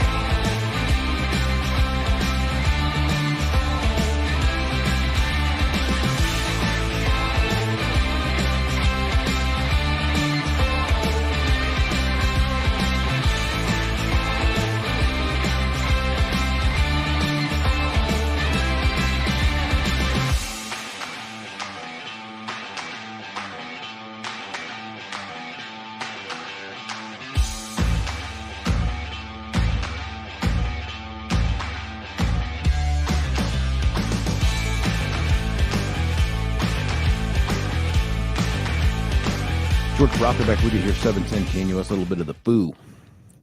My thanks to Neil Dobro. He's our guy on the ground out there in Israel. We'll have Neil back on, I don't know about before the big Christmas break in a couple weeks or in January, but for sure we'll have him back on. I just appreciate his insights. One of the things we finished up with Neil was a discussion of what has been taking place with the three presidents of those elite institutions, MIT and Penn and Harvard. And we've now started to see some of the fallout of their disastrous performance and equivocation on answering about whether or not calls for the genocide of the Jewish people or anybody run afoul of the school's rules on conduct and harassment and all that other stuff. There was a quick hostage video made by Miss McGill out there, the former president of Penn. And then, of course, she disappeared over the weekend, but not completely off campus. Joan tells us that someone told us, not Joan, that she is still a tenured professor at the law school, which is just so interesting. Then I also got this from Joan. The board of trustees chair, a guy named Scott Bach, B-O-K, also announced his resignation as well. So there's fallout from this. The only reason it's a conversation piece, because I'm very supportive of that outcome. One, it wasn't government mandated. These are private institutions who have their First Amendment adjacent policies. And I say adjacent because they're a private institution. They're not bound by the First Amendment. I appreciate that when those things get pushed back on them. But then the bigger question here is this a blow to freedom of speech? Not the, hey, we're protected from government. I'm not talking about that, but it's related. Is this a blow to free speech? There is an article out there on the Washington Post by people who are saying that this will imperil, this is a quote from the article, imperil the rights of students and professors to speak their minds as donors and politicians step in to shape campus codes of conduct and discussion. It's very interesting. Now, I don't know that it hasn't been happening already, but instead of an academic environment that is shaped by the desire to teach and to inform, to help mold, I suppose, it's one that is going to be turned by the donors. And that's really what happened here. I mean, this is everyone's fond of saying the phrase, follow the money. You don't have to follow the money. You can just look at who's writing the checks to know that what happened to McGill was the product of big donors who said, no, thank you. This is a ridiculous outcome. And while I agree with them on this ground, is that the future? Is it now going to be donors to these big private universities? They obviously couldn't do this at a public university. One, public university would be governed by the First Amendment, right? So their response would have to be different. But, it's one of those things where I begin to wonder, what are the repercussions of this? Is there a downside to this when you're talking about a private institution starting to create rules that prevent certain expressions at the risk of offending the donors? And I'd love to hear your thoughts on this. 303-696-1971. Do you support this? Do you think that this wasn't enough? There needs to be more. McGill needs to be wiped off of the faculty database, gone from the university entirely. Or is there something else to worry about here? And while I agree with this one thing, it's like so many things you and I talk about here on the radio, folks. It's, yes, in this one limited instance, we agree with it, but are there broader consequences for this kind of a reaction? And maybe it's a one-off. Maybe it's so unique that it won't happen. But remember how we got here? We created an environment here where people got to cry foul over things that offended them. I'm a big free speech guy. Someone else, by the way, if you haven't started listening to this, you might give it a shot every once in a while, is Bill Maher. Bill Maher, and I can't remember the name of his show, but I started listening to the podcast. This dude is a free speech or die kind of guy. And he has been supportive of the pushback on these gong show presidents from these elite institutions. But he's also like, now, hang on. I get the pushback piece, but I want people to be able to speak their minds, not just for the value of the exchange of information, but as one of the folks on the show said, I want them to identify themselves. Like there was someone, I can't remember who they quoted, that said, I want to know who the Nazis in the room are. You know what I mean? Like that is good information to have. Here's one of our texts. They're already ranked last on the First Amendment. I think that's Harvard. Hampers First Amendment because these people were pushing genocide. I hope you're pushing this for clickbait. You're forgetting they limited the First Amendment because people being Jewish. You can't call fire in a theater. Well, it's not. Yeah, they may be ranked last on freedom of speech. They're not governed by the First Amendment. None of those private institutions are governed by the First Amendment, Texter. And I'm not pushing this for any sort of clickbait. I'm pushing this for the honest discussion of, as extreme an example as this is, once we do this, where is the next example? It won't be as extreme. It'll be something else, and then it'll be something else. And pretty soon, we're going to be our own cancel culture that we push back against. Isn't that what's happened here? Hasn't McGill been canceled because she flubbed the whole how do you respond to genocide question? Joan texted us at one point and said this was a quote from someone defending her. She was worn down by months of relentless external attacks. She was not herself. Over-prepared and over-lawyered. Given the hostile forum and high stakes, she provided a legalistic answer to a moral question, by the way, with a smirk on her face, if you go back and watch that video. And that was wrong. It made for a dreadful 30-second soundbite and what was more than 5 hours of testimony. Well, that's how she goes, folks. By the way, I presume she's an attorney since she's a tenured professor at the law school. So this isn't someone who's just like, I've devoted my entire life to academia. I had no clue how the law works. That's not one of these people. But I'm intrigued by the texter who says unequivocally this is right. There are no repercussions for this. Is that possible? I don't know. I hope not. I hope this is a one-off. But this feels like cancel culture to me. And maybe canceled for the right reasons, but once we embrace it, then what? Where does the cancel culture end there? I don't know. Do you have those worries, or is it, nope, George, I'm certain this is it? 303-696-1971 is our number. I want to tell you about Step Denver. You know that we just last week, I think it was just last week. Maybe was it 2 weeks ago, Billy? Good Lord. It can't have been 2 weeks. It had to be last week, last Tuesday. Had to be. Yeah, it was last Tuesday that we were out there live doing the show from Step Denver.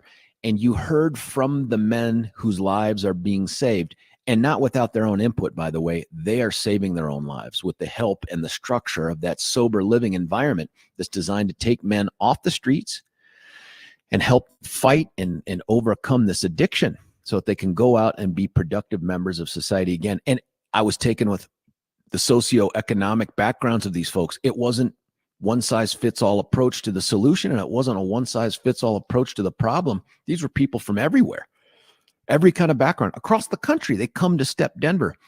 Here's the deal. Step Denver doesn't take any taxpayer money. Who doesn't love that? That ought to be something that we celebrate, but along the way, we have to support it too. Got to support Step Denver. Now, one of the things you can do is, I don't even know if coloradogives.org/Step Denver is still around as a website where you can give, but that's a place where you can make a cash donation. And honestly, not a bad way to go. But if you do what I did last week, I put my car where my mouth is. I donated a 2012 Chevy Traverse to them. They came to my house. It was easy.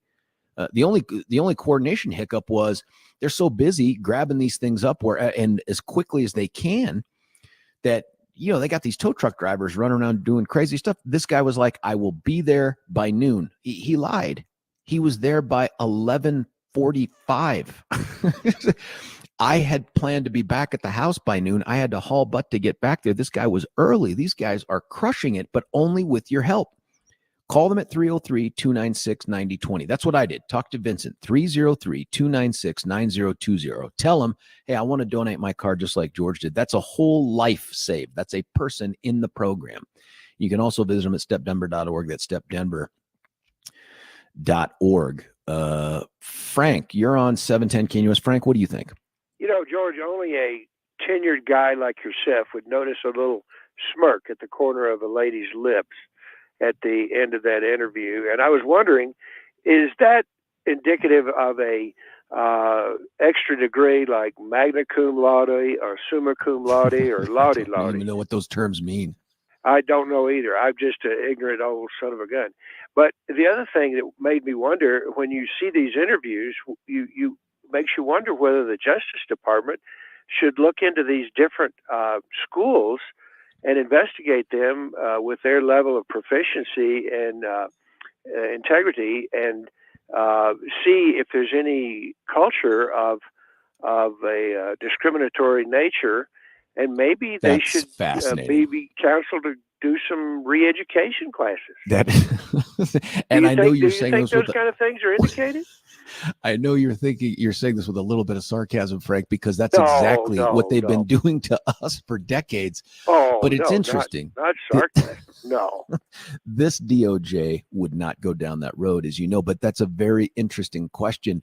And this is the problem with us having gone down the road of, if you say things that bother people too much, you can be wiped out. This I treat as a little differently, because this is a call for action that involves the wiping out of a people who folks have been trying to wipe out since they've been around for 1,000 years. So I treat that a little bit differently here, but it's an interesting conversation to have. The smirk part, I don't know what that is, man. I don't know what the Latin term for middle of your class is, because I need that one. Go ahead, sir. There's got to be some qualification for the smirk. I mean, a smirk means that you have a higher level of acuity of this whole situation, and you therefore stand on a higher plane and look down on the people who are interviewing you and casting dispersions on your judgments.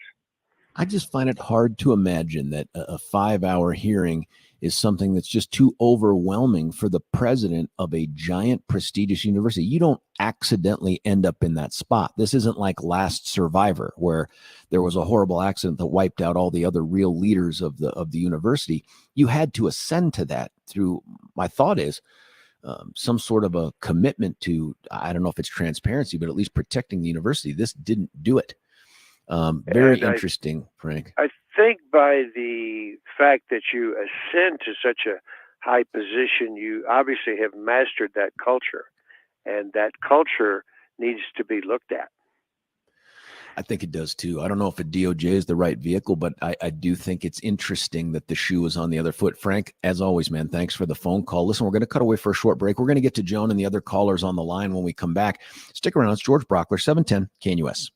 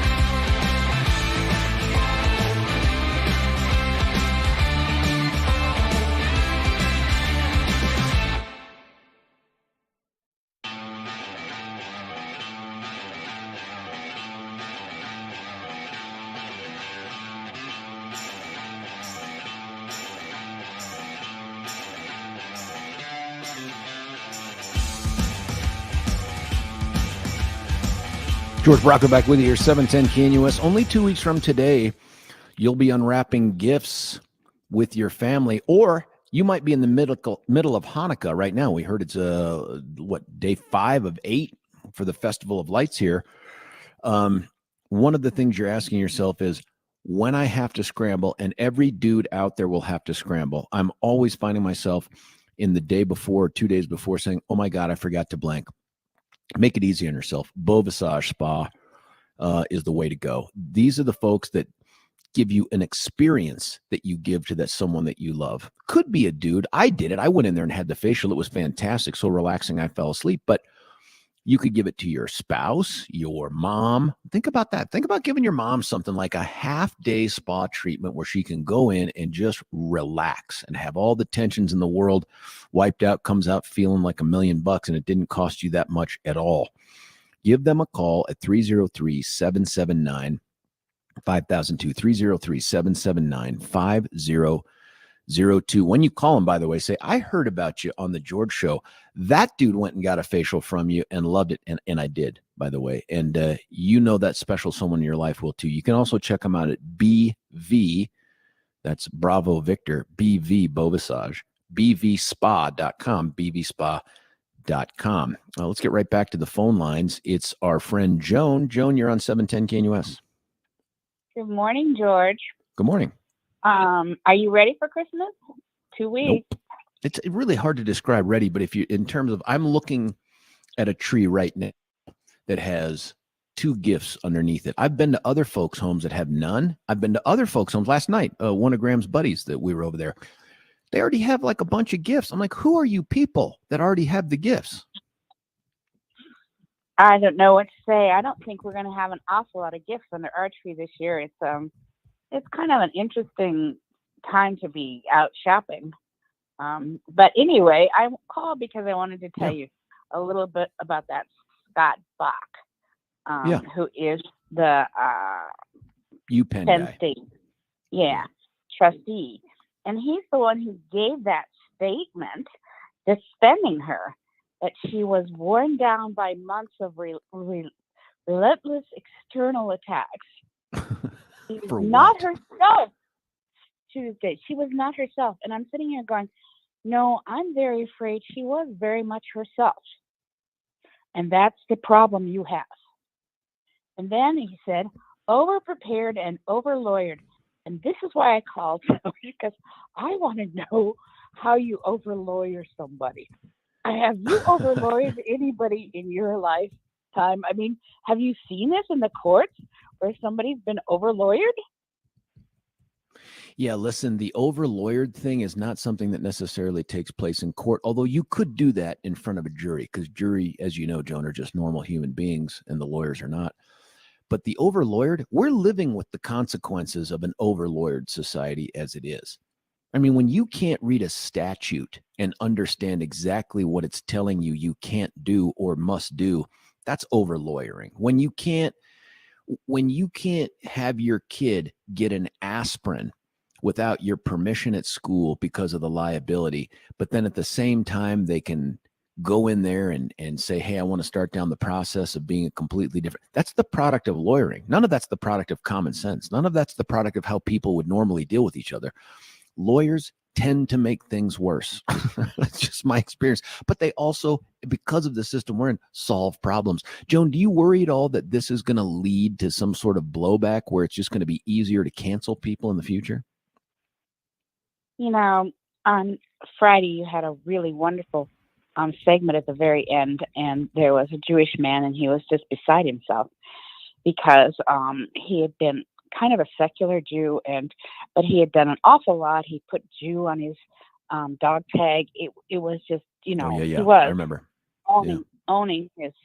And then he had a daughter who was in college at 23, and she was out there defending the Palestinians. And what do you do with something like that? And I was sitting here going, one of the problems we have in our society is parents don't parent. And I can tell you what my mother would do. My mother would call me up and say, you will not receive another penny. You will not receive another penny. And you can say about That's the same all thing. things about Joan, you've talked us through to the music, but that's exactly what's happening with the donors for these elite institutions. You will not receive another penny, and it's actually worked. I don't know if it works with the daughter. Hey, when we come back, the explosive topic that Billy and I covered through screaming before the 6. Stick around. George Brauchler, 710 KNUS.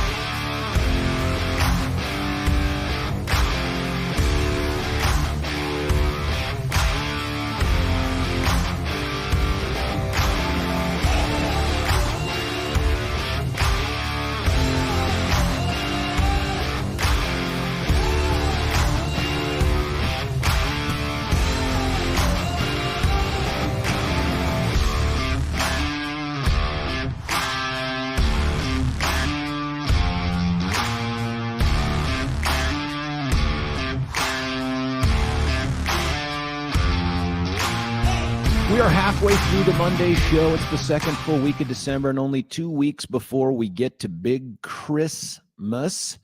My name's George Brauchler. This is The George Show. If you listen to the 6 o'clock hour, especially the first segment, which is so completely unscripted, it's hard to describe. You just have to really experience it. If you haven't, you can go back and listen to the podcast or just tune in tomorrow, starting at about 6:03, ending whenever, I don't know. But Billy and I, in preparation for the show, and it always goes about the same, whether it's in person or remotely, and that is, hey, what are the topics that are out there that you think are interesting? And do we have guests on this? And what about that? And, we're doing this on a daily basis. And then every so often, by the way, folks, you should know there are a lot of times where it's, I don't know. What do you think? I don't know. I mean, as we're going live on the air, you would never know it, of course, because we're the consummate professionals. But in this particular case, one of the things that I brought up to Billy when we were doing our pre-show stuff was a follow-up to an interview we did with that attorney from Alliance Defending Freedom, forgive me, whose name escapes me. I want to say it was Molly. Can't remember the last name. Had a C and an H in it, but can't remember the last name. And one of the things I did not explore with her, we just ran out of time and there was so much good information in there, but that I saw in a follow-up article in a news feed that I have, it was interesting. It was talking about what the school did to address the 11-year-old's concerns about staying in bed with the 11-year-old transgender kid that was in there. If you recall, that's the basis out of Jefferson County. That's the basis for the engagement of Alliance Defending Freedom. And in the family are the Waite family. And little girl got out of bed. She didn't freak out. She called dad. She called mom, who happened to be, I think, on another floor in another room. She'd kind of been not so much a chaperone, but had gone out on that trip because, it's their 11-year-old's a fifth grader. And when they went to deal with it, one of the things they said, and we didn't get into this, but I appreciate at least the part about, hey, what if you could stay in the same room, just not in the same bed? Now, that changed the next night, but the 11-year-old and the family, I guess at least were like, okay, we can give that a shot. I mean, this wasn't an over-the-top crazy reaction. Remember, this particular 11-year-old befriended the 11-year-old transgender girl from the other school because she was from the other school and everybody else was from the 11-year-old school. So nice kid, right? I mean, this wasn't about just get away from me, cooties. It wasn't like that.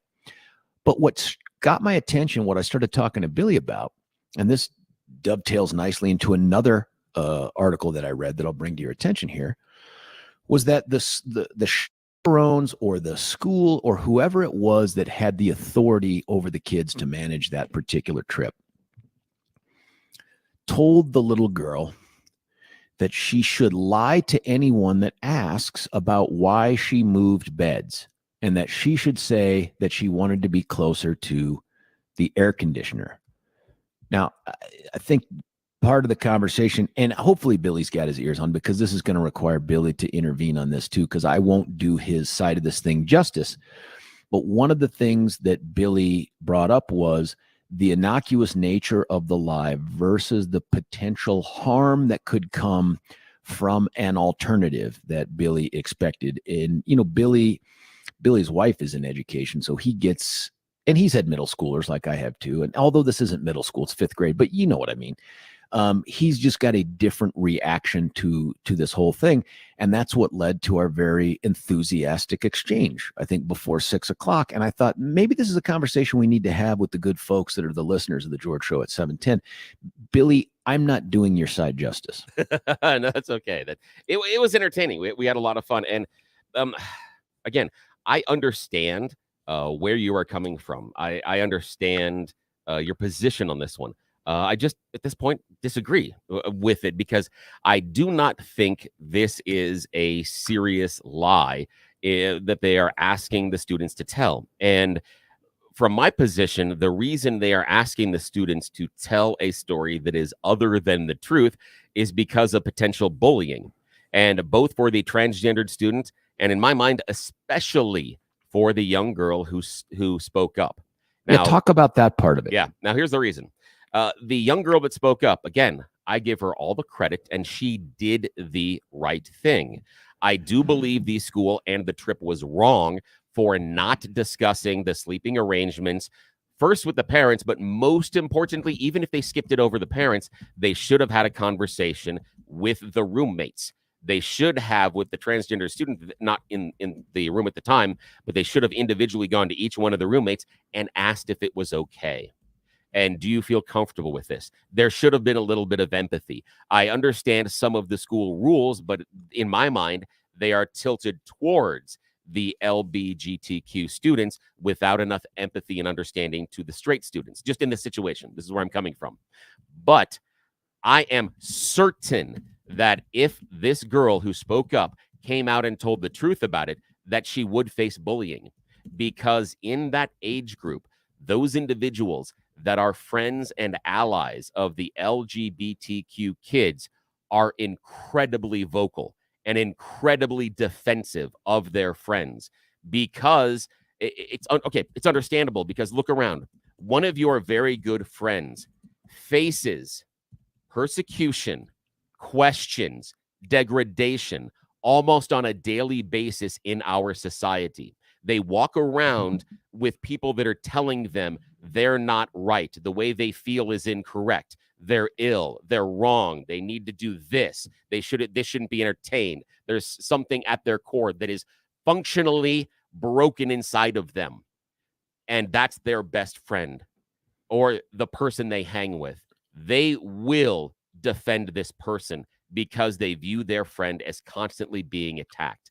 And I'm not saying it's going to be physical, but if you want the young woman who stood up, again, admirably and did make the correct choice, if you want to make her the target of some very serious verbal bullying right away, have her tell the rest of the student population that she felt uncomfortable sharing a room with the trans kid. Again, I'm not saying right or wrong. I'm telling you that's the reality. And that's why I'm okay with a lie.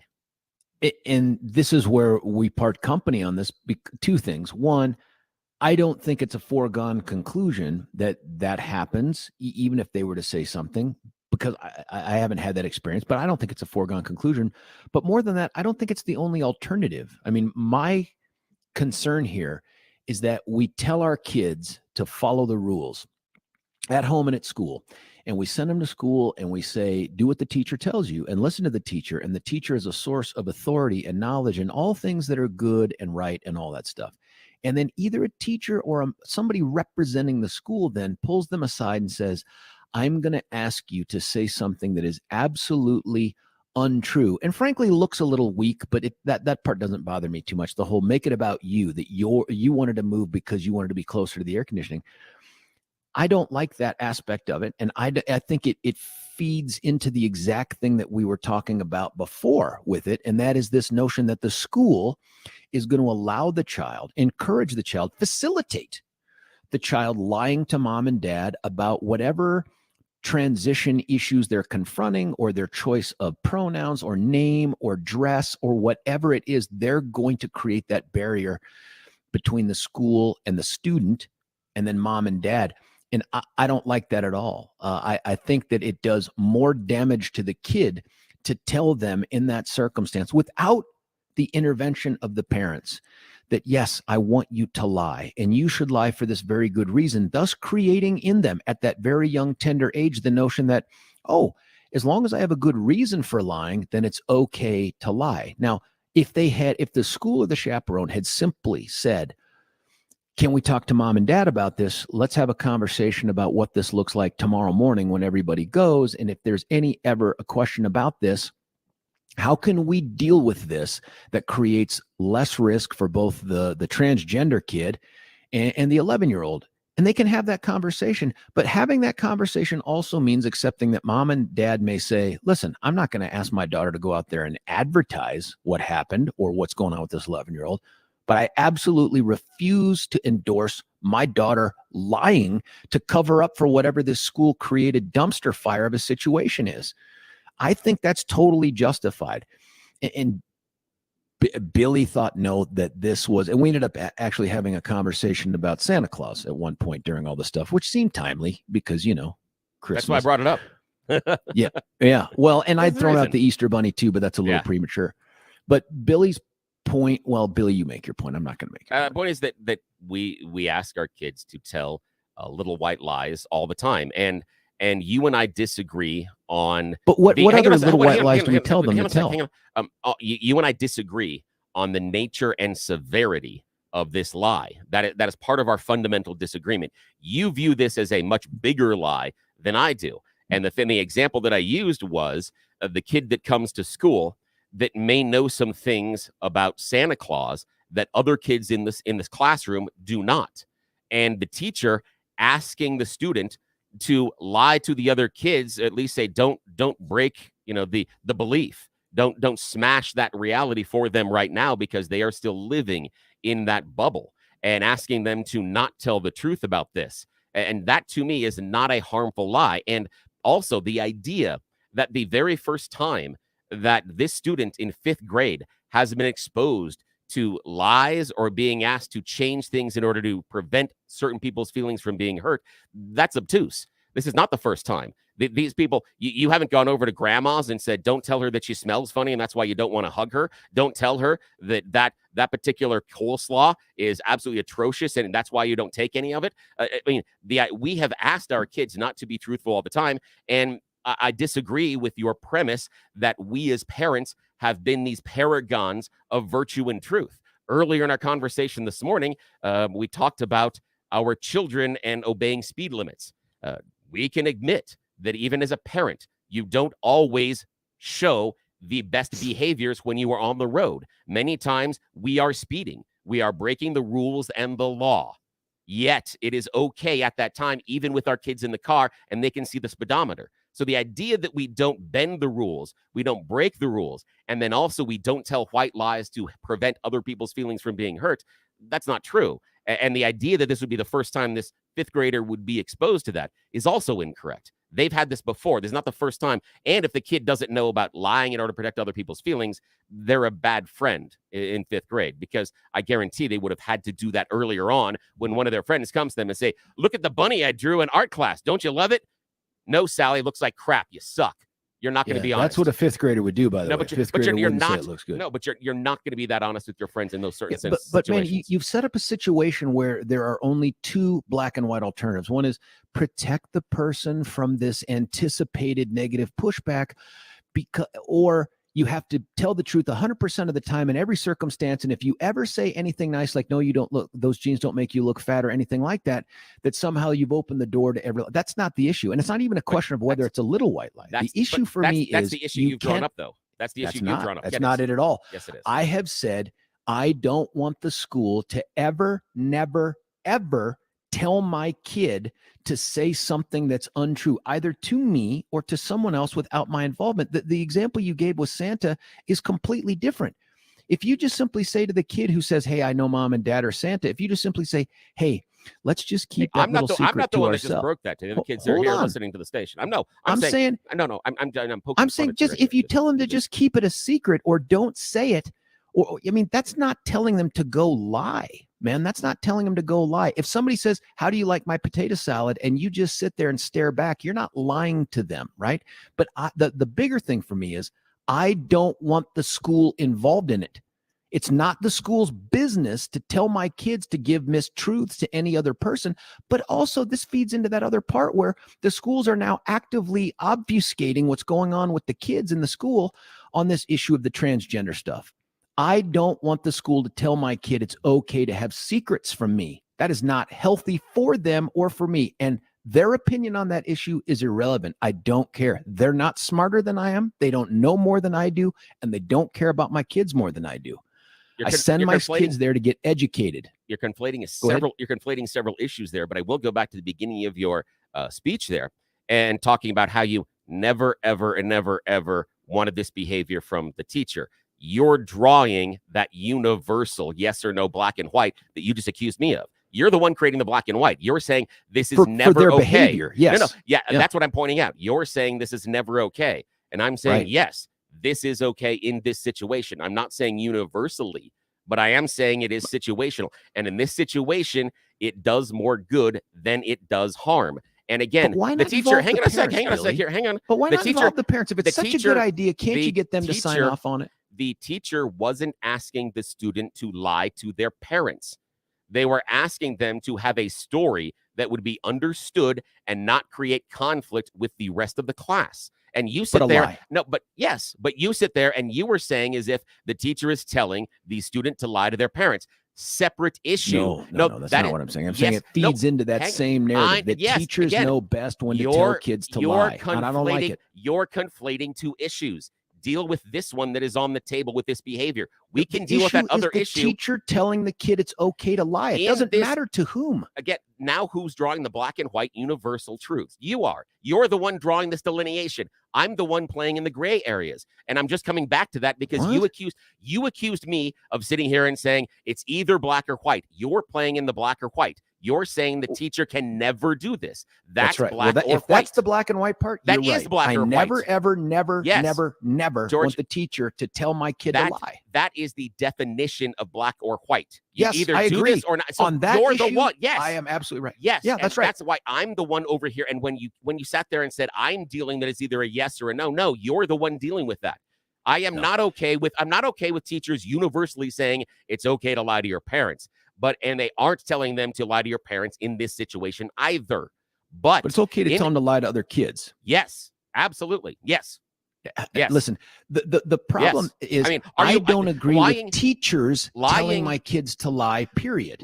I know, but then you're dealing in black and white absolutes. I am. But I yes, 100%. I'm guess telling what? you, when it Guess comes what? to the issue of authorities telling my kids it's okay to lie, I am 100% opposed to it. If you do not understand when growing up that part of being a functional adult is being able to lie to other people at times in order to save a person's feelings or something else from happening, then you're not going to be a good functional sweet goodness, adult. that's a lesson mom and dad get to teach, not the school. Yes, no, the school gets to teach it as well because they're They at do the not. school. Yes, they do. They do not. Yes, they do. I disagree, man. Yes. I No, disagree. hang on a second. I'm not saying it's going to be on the lesson plan, but it is going to be part of your school day. Absolutely, it is. And it's going to be If part. I found out a it's- teacher George, was it's gonna advocating be- my hang on a kid sec. lie, I No, would no, no. seek their termination. That's fine, but again, that's black and white. If you're going to Yes, seek, 100%. I'm Good. agreeing with you. good, yes, Because so there is no gray on great, this. There is great. no gray. then go and tell the teacher who tells the kid to not break the story about Santa Claus being your parents tell the kids. How that is teacher should not be fired. breaking the story a lie? How is not breaking the There- story a lie? The kid in this situation, the kid is instructed to not tell the kids that is their parents. And if the other kids say Santa does this and this, to play along and say, yes, Santa is real. No. Yes. Not No, to play along, buddy. Hang on a Just sec. Wait, not reveal what you know. you are creating the scenario. You're asking me about the scenario. Let me create the You scenario came and up deal with with the it. scenario. I'm I saying did. no No. teacher says go along and lie with them. They just say, hey, Hang on a let's sec. not No. tell that. In your head, they're not. In my scenario, In my world, man. No. In My world too. My world too. And you're asking me for a scenario about Santa, and there it is. The teacher says, go along with it, play along, lie with them, and that to you is Then I would grounds for oppose it. termination. 100% of the time, and I would according to you, oppose that. and you would ask for that teacher to be terminated, right? I Because would. that's what you just said. I would. Okay, seems would. unreasonable.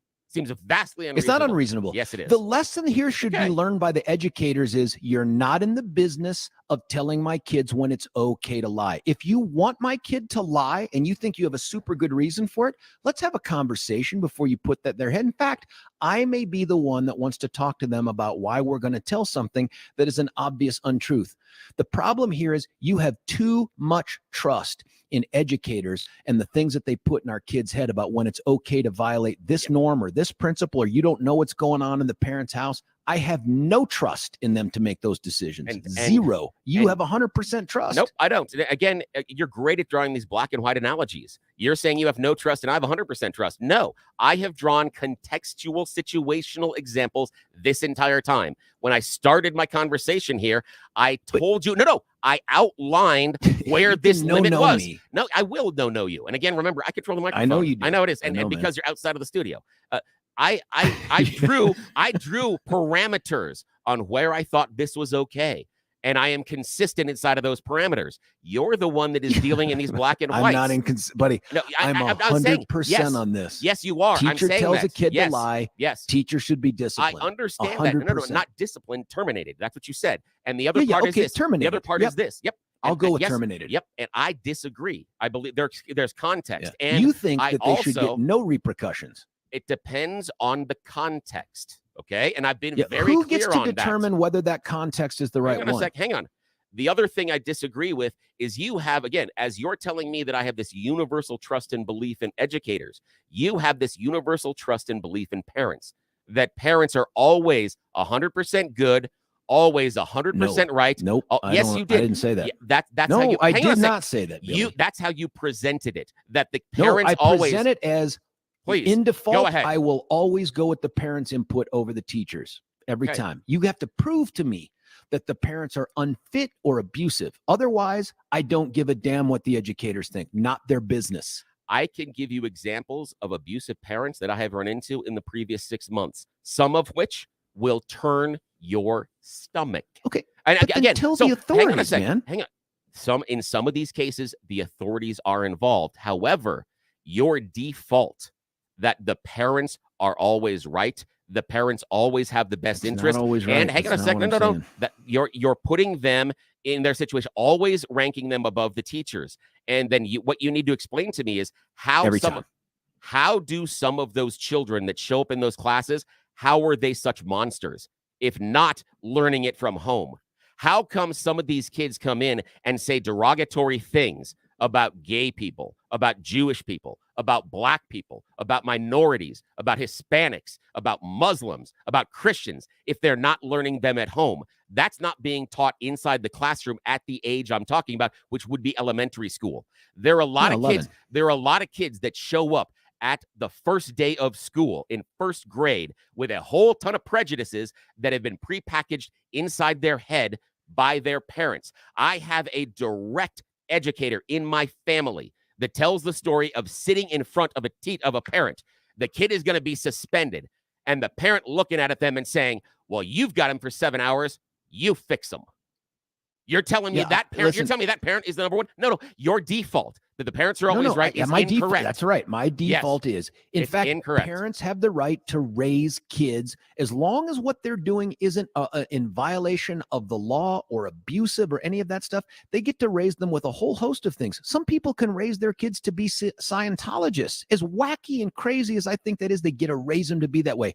Some folks might raise their kids to be racists. And as abhorrent and evil as I think that thinking is, that's what they get to do. What I will not tolerate is a school system, especially a public education system, that takes my taxpayer dollar and then tells me that they will substitute their judgment on the teaching of principles or morals to my kids, especially when it comes to an 11-year-old being told it's okay to lie, because you cannot separate this issue from the now you and I are going to lie to your parents about you wanting to be a boy or a girl. When you encourage kids at that very impressionable age that it's okay to lie, you are damaging them. And I get to say that every time. So if the school has a really good idea on when it might be good to lie, if it's such an obvious common sense thing, Billy, why not tell the parents first and get their sign off on it before you do it? Let's put a pin in the early part of that conversation where you talked about the parents getting to raise their kids in any way that they want. And we can revisit that when we are talking about the violent children that are sitting next to your children in class and how you don't want them there. But those parents get to raise them however they want. So remember the constraints you just placed on that before we get there. Now, do I think that the teachers should have probably talked to the parents in this case? Yes, I would agree with that. No, I agree with that. But I don't see the harm that they didn't. You see this enormous harm, this great injustice that has happened, and I don't see the harm. In fact, for me, the greater harm would be telling the truth, because I guarantee you the wonderful little girl who stood up would be bullied. I guarantee you that being happened. I understand that you don't. I have direct experience, and I understand my experience is anecdotal, but I've experienced through my personal connection with family members that are educators and kids that have gone through this. and I understand what happens. And those kids that are friends of the LGBTQ kids in schools are violently protective of their friends because their friends are verbally beaten up all the time, and they're not going to let that go. If that girl would have come out and said, I'm uncomfortable sharing the bed with that other transgendered student, she would be bullied. I don't know at what level. She would be bullied. Yeah, There's not a once you've question in given my mind. educators the permission to weigh what they believe to be the negative consequences of the truth are, you've now empowered them to make decisions like, well, I'm not going to tell your mom and dad that you want to go by the name Sally and wear a dress here at school. We're going to, because I'm worried about negative consequences that might be visited upon you by your dad or your mom or your whatever it is. Because the last thing we want. Hang on, man. Hang on. Okay. Once you empower educators to make that decision about when it's okay for them to tell kids to lie, there is no end to it. There is no end to it. Here's the end. Don't ever do it. If you want to encourage the kids to lie, you contact mom and dad first. If you don't like mom and dad's opinion, maybe think about a different profession, because you work for them. You don't work for you. You don't work for the kids. You work for the parents. That's whose opinions matter, even if you disagree with them. And you never listen. Can we pick this up on the other side? I'm looking at the clock. I don't know how to pick it up. Let's get the phone calls inside. Let's have the people call in. Tell me why I'm an idiot. Why am I wrong? Give me a call. Or me. I could be an idiot too. 303-696-1971 is our number. We got a bunch of texts as well. Before I cut away, though, I want to tell you about Gay Ribble with Empower Home Team. Gay is a family builder, and she's also a family houser. You remember from her being in the studio just last week, or maybe it was 2 weeks ago.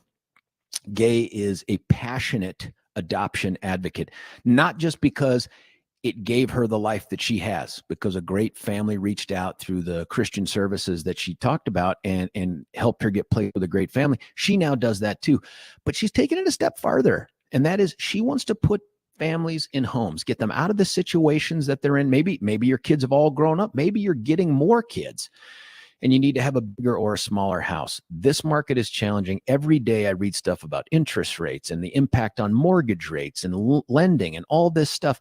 You don't have to navigate those waters alone. You can call the Empower Home Team at Keller Williams. They do it more than everyone else. They do it better than everyone else. And because of that, they'll make you guarantees that nobody else will make, including selling your home at the time and for the price that you agree upon, or they make it up to you in cash. Call them at 833-301-SOLD. Just this number, 833-301-SOLD. Or you can check them out at sellwithcertaintycolorado.com. Sellwithcertaintycolorado.com. When we come back, you, me, the text, the phone calls. It's George Brauchler, 710 KNUS.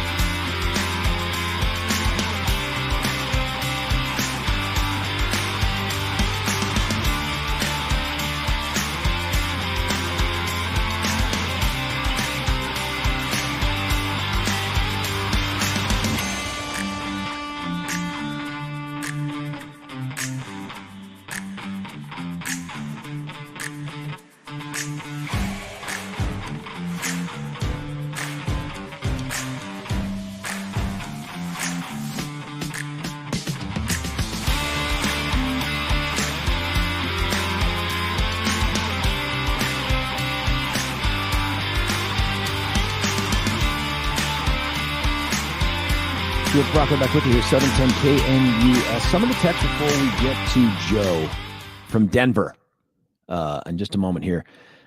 George, I 100% agree with you. And no, according to Billy, I think is on your station here, I did not teach my children to lie. I did not say at all that even like white lies were right. I never said don't tell him I'm not at home in a phone call if they call. I just said tell him mom can't talk now. And I would, that's interesting. And I would return the phone call. This is exactly why our country is in trouble today because of lying. How on earth do you ever trust someone whenever they lie or they come from a home that says white lies are fine? When someone changes their gender or whatever they're going through, whatever nonsense they're going through, they have consequences to pay in society. No matter what choices you make, you will have consequences to pay. Also, a teacher of 39 years, I can tell you, I wouldn't trust most of those teachers as far as you could throw a dime. I can actually throw a dime pretty far, but I get it. Here's one. Some teachers have equally abhorrent views as some parents. Let's face it, radical views on one side heightens the radical view on the other. In the end, parents have the right to know what their kid is up to outside the home, and teachers have the right to discipline bullying. I agree with that too. I want bullying to be rubbed out at school, discouraged, and disciplined heavily when it happens for whatever reason. Here's another, Scott and Parker. It does not take a village to raise my kids. Oh, and let's not forget teachers in public schools are employees of the taxpayers. They work for the parents, not the unions, or government bureaucrats teach reading, writing, and arithmetic. Half the problems with this country is people allow the school system to completely take over and assume that they are teaching proper morals and values, which is not always the case. That is the parent's responsibility. It's the parent's job to parent, all caps, not the school. Let's go to Joe from Denver. Joe, what do you think? I think you have the right starting point, but overall, Billy's correct. Thank you for the call. No, I'm kidding. Go ahead. Joe, what do you mean by that? I mean, slang is bad, but everybody does it. And I was thinking about it during the break. When was the first time you caught your kid lying to you? 2, 3 years old? Did you do that? No. It's built into us somehow. So we do it, and we need parenting and other people to teach us not to rely on that as a way to get through life. But I think part of it is consistency, and sometimes the lie of omission might be what's needed. With the way you phrase if you don't like the potato salad, just sit there and shut up, pretty much conveys you don't like the potato salad. So, but you're omitting, the idea that, hey, rather than get into all the particular details of this situation, if somebody asks you what happened, just say whatever you're comfortable with that, doesn't directly point to or create a target or create drama. If there's a way to avoid drama, then do it. And, as long as you're not lying, saying, oh, well, I wanted to go sleep with my mom or whatever. Yeah. It just seems like somehow you say if you don't say anything, then that's not lying, but yet, you're pretty much conveying. Yeah, I understand that. I get that part. But Joe, for me, with the teachers, and if the example is, hey, you tell little Timmy, hey, let's not go tell everybody what you know about Santa. That's one thing, right? If you say go over there and tell them you believe too, that feels to me entirely different. But in that second circumstance, the latter, don't you feel like that the educator, before they go down that road, ought to have a conversation with mom and dad about, hey, Timmy knows something, and he was talking about it today at school. And I've had this happen. Please have a conversation with him about just not, screwing this up for the other kids. There are a lot of kids whose parents still have them going on. And 11, by the way, is a perfect age to have that conversation. Then you put it in mom and dad's court, right? I mean, isn't that the way to go rather than allow teachers to substitute their own timing and content and judgment for this?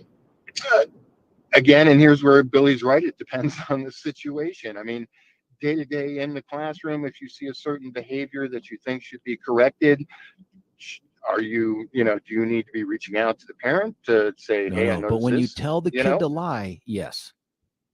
Right? Well, if you tell the kid to not hurt somebody's feelings, is that lying? Yes, that's different. No, it's not lying. If you tell them don't do something affirmatively that hurts their feelings, that's one thing. Telling them to proactively engage in lying is different. You see that, Joe. I know you see that. It's one thing to say, don't tell Sally she's fat, or don't ridicule her for her hair color. I mean, those are different things than saying, go tell Sally she's beautiful and she's your favorite. And I'm using those as an extreme example, but those are very different things that the teacher's correcting. Sure, but some of it might, is it,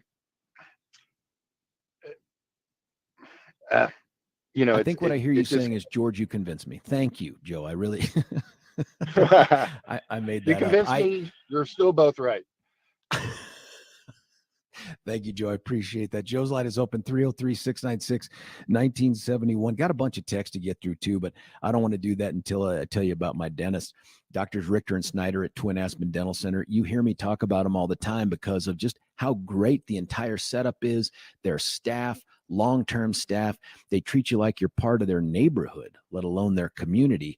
But I haven't really told you about all the really super cool tech stuff they have too, because that's what they bring to the table, the cutting edge stuff. You don't need to go to some big national chain box store type dentist place. You can go to your community dentist, which is what Twin Aspen Dental says. It's just center does. It's just their community continues to grow because you guys keep going there.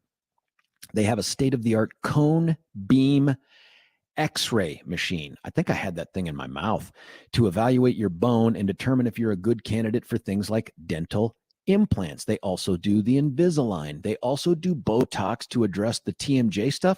And I'm not making this up entirely. I'm trying to remember. I think they might even do the Botox on some of the other things in and around your face area for not just the pain relief stuff, but also even some cosmetic stuff. They have advanced technology that creates virtual representation of your mouth so that they can make sure that when they do the big heavy lifting stuff, they do it with precision.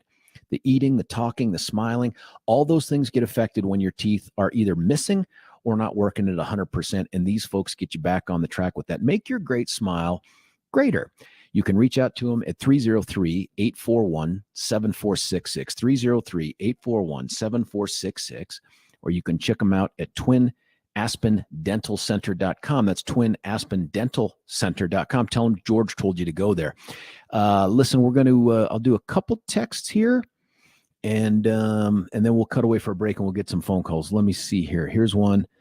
Thanks, guys. It's always nuanced, and I appreciated Billy's point of view. Not living in the same world I or my kids grew up in. God help my grandkids. Here's our buddy Rob. George and Billy, I'm real, all caps, concerned with Billy setting the floating justification here, or there are instances where the ends justify the means. It has a little bit of that feel. Wrong. No lying ever. Given Billy's mindset and hearing his perspective, I would be leery about believing him when I might have cause to not be sure as to what he's saying. Simply, lying is never acceptable. Thou shalt not bear false witness.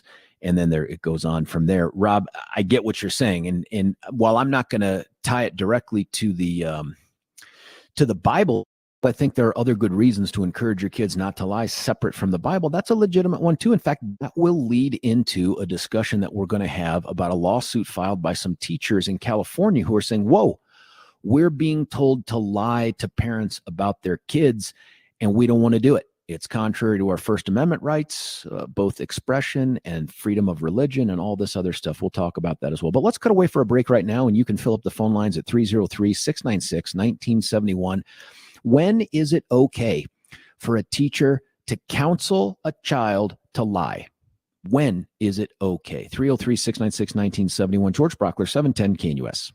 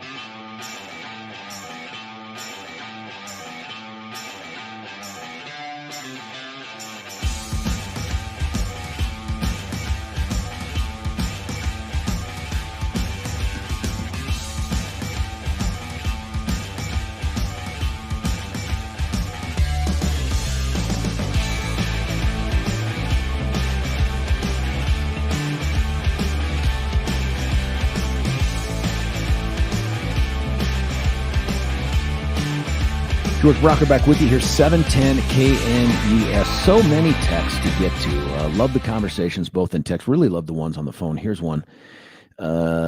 You cannot bend to this kind of thing with children. There is no sitting on the fence. There is no fine line. It's wrong. It was deception, and then you deal with the bullies and the troublemakers. In addition, I learned that in kindergarten. In addition, since 710 hosted Jimbo, why don't they give William his own show? Well, that's an interesting question, Billy. I don't know why they don't give you your own show, except we keep giving time back to the national folks. Maybe that's it. Says, so we teach our children to go along to get along. This is why we're in the trouble we're in. Standing up is how we protect our liberty. By the way, a lie is a lie. By the way, a man is a man and a woman is a woman, period.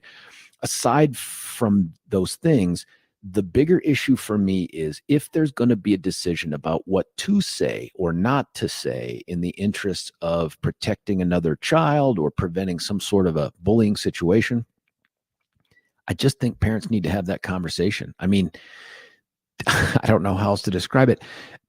Jeff at one point is at school, and I know this isn't the Santa Claus talk, okay? But at one point, Jeff is at school apparently talking about things he has heard at home about the Aurora Theater massacre. And another parent hears their kid talking about, not because the kid's traumatized by it, but because they're just like, hey, Jeff said blank. They go to the teacher. The teacher doesn't discipline Jeff. The teacher calls me and says, hey, you're the DA guy. And I go, yep. And they're like, let me tell you what's going on at school. Can you talk to Jeff about it? Brilliant. That's exactly what should happen. And so we had the conversation and it fixed it. I presume the same would take place with the Santa Claus stuff, right? Like in the moment, I could see them saying, hey, let's just not talk about that with them. But telling them to go along with the lie or pretend that you believe it, I just think that is damaging at a different level. We're going to get to more of these texts here. Our line 303-696-1971. Goodness, almost more text than I can cover in this segment. And I want to turn the conversation a bit because there's some stuff going on in California. But I want to tell you about our friends at Ultra Botanica. They make that Ultra Cur product for free, 3-day supply for free at your natural grocers. All you got to do is ask your vitamin manager there for the free sample and they'll give it to you. And you got to go there before it runs out, by the way, because what we hear is they keep giving these things away by the bushelfuls. Be a part of this thing because it's an all-natural supplement. It's patented. It's an antioxidant, anti-inflammatory. That means it keeps the pain from becoming an ongoing thing. I felt that when I took it after running some long distances up to 18 miles. You just have to go check them out at getultranow.com. Getultranow.com. Or you can go to your natural grocers, go to the vitamin manager and ask for the free 3-day supply. And for a loved one, you can get another one of those too. Within 48 hours, 50% of everyone that takes it feels relief. And of that group, with 50% of those feel it within 2 hours. It costs you nothing and it's all natural. Give it a shot. My guess is you're going to be like, dang, I should have done this a while ago. Another quick text here before Billy gets in my ear and tells me we got to go. George, I agree with Billy.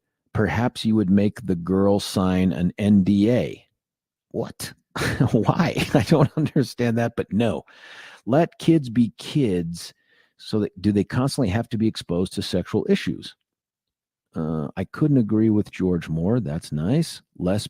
Blah, blah, blah, blah, blah. Every time you guys have these long, drawn-out arguments, I assume you're losing listeners. Nope, I disagree. It's quite the opposite. Hey, stick around. We're going to continue this conversation at a different turn. George Brauchler, 710 KNUS.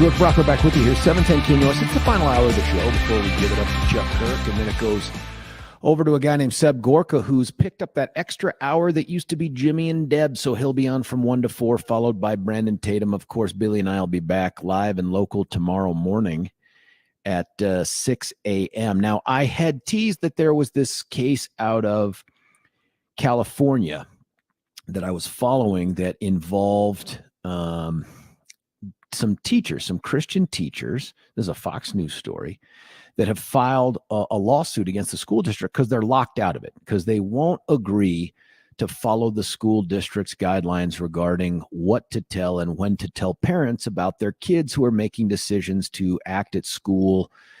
Maybe act is the wrong word, I don't know, but to come to school and take on a different gender, boy, girl, whatever it is. Now, I had thought to talk about that because I thought it dovetailed nicely with the conversation we had just had. And there's so many texts on this thing about schools encouraging kids to lie to other students, and in this case, it would be encouraging teachers, mandating teachers lie or mislead parents. Now, I thought to have that conversation. That's going to always be there. But there is another story Billy had turned me on to that I wanted to have a conversation with. That's just a slightly different topic. Yeah, and by slightly different, I mean 100%. Yeah, 100%. George, I want to let you know, I did find something from ABC New Hampshire that refers to this. Yeah, just so you know, it only runs like 30 seconds. So as you lead into it, this kind of, it'll help us at the table. I just didn't want to talk that in your ear. Sorry. So, No. I'm glad you told us that. So listen, Billy does what Billy does, and that is he goes out there and finds all the good information and the sound that exists out there in the universe. He saves the dark web stuff for the You Choose the News and the Six, but otherwise, all the legitimate sites he gets to during the show. So here's what happens. Wall Street Journal has a poll. And if you look at the way the Wall Street Journal tells the story, this is the caption or the title or the lead or whatever you want to call it. It says Trump takes 2024 lead as Biden approval hits new low. WSJ, Wall Street Journal, poll finds unhappiness with Biden performance is pervasive, with economic pessimism weighing him down. And it's about that. Oh, wait, but, check. I just listened to this off the air a little bit here. Yep. And not what we want. Okay. They spend a lot of time doing fluff, so I apologize. Okay, I'm going to go back in my hole. That's okay. The key here is that within this poll, they're also polling some other people and how they perform against Joe Biden. And while, sure enough, Trump defeats Joe Biden, it's within the margin of error. But when you get down to the other candidates on this thing, Nikki Haley beats Joe Biden head to head by 17 points. Oh, yeah. Let me read you the paragraph from the Wall Street Journal. By the way, nobody's lefty mag here. While the poll finds Trump with a dominating lead in the Republican primary with nearly 60% support, and folks, that is a bloodletting as a guy who's been on the ballot and competed for positions in the primary and may again someday, don't know. 60%, that's devastating. It suggests that Nikki Haley would be the stronger general election candidate. Haley, a former South Carolina governor 2 terms and UN ambassador, tops Biden in a test matchup by 17 points, 51% to 34% compared with Trump's 4-point lead. Come again? That is epic. And that's a Wall Street Journal poll. Again, not some lefty. If it was an ABC poll, I could see going, well, of course, they want to bring Trump. Well, this is a Wall Street Journal poll. This is a conservative publication that has legitimate polling, that has come out and said, oh, my sweet goodness, listen to this. Ron DeSantis, the Florida governor, and I like Ron, ties Biden at 45% each. DeSantis had led Biden by 3 points in a Wall Street Journal survey in April. That's only 8 months ago? If it is held, Trump's 4-point lead over Biden would be a significant impediment for the current president, as Trump won the White House in 2016 and nearly won it in 2020 while trailing significantly in the national popular vote. This suggests that only a Biden lead of several points in national surveys would give his campaign comfort that it could win in enough states to build an electoral college majority. Some of that's fake, by the way. The only polls that matter, in my opinion, are the ones for the swing states. Though the national polling doesn't matter. Now, it will someday, because of course, the leftward shift towards making us a popular vote presidency country, which means that the only people that really get to have a say in it are California and Texas and Florida and New York and all that. But until then, the Electoral College matters, and it should, by the way. Those states where those are up for play, that's the only poll that matters. But look at this, man. If Nikki Haley has a 17-point lead on Biden, that's like beating a baby harp seal right there. And I don't, every time I say that, it's a little graphic. But nonetheless, she looks like she has an insurmountable lead over Biden when compared to President Trump. The reason I think it's important that we have this conversation is, does it at all change your mind? Does it change your mind at all about supporting the DJT versus the NH? I don't even know what her middle name is, if she has one. The Nikki Haley. If you could be assured of a Republican victory, as much as you can for any electoral process, would it make you say, I will rethink my support for Nikki Haley? I mean, DeSantis is tied with Biden. That's its own embarrassing fact, right? Like, if you're still tied with Biden after all this in a head-to-head matchup, something's gone wrong with the campaign. Meanwhile, Hailey is blowing away the competition in the head-to-head matchups with Biden. 17 points. Now, Trump, it looks like, is clearly beating Biden. But when I say clearly, that's a lowercase c, because it's about within the margin of error. That means it's much closer.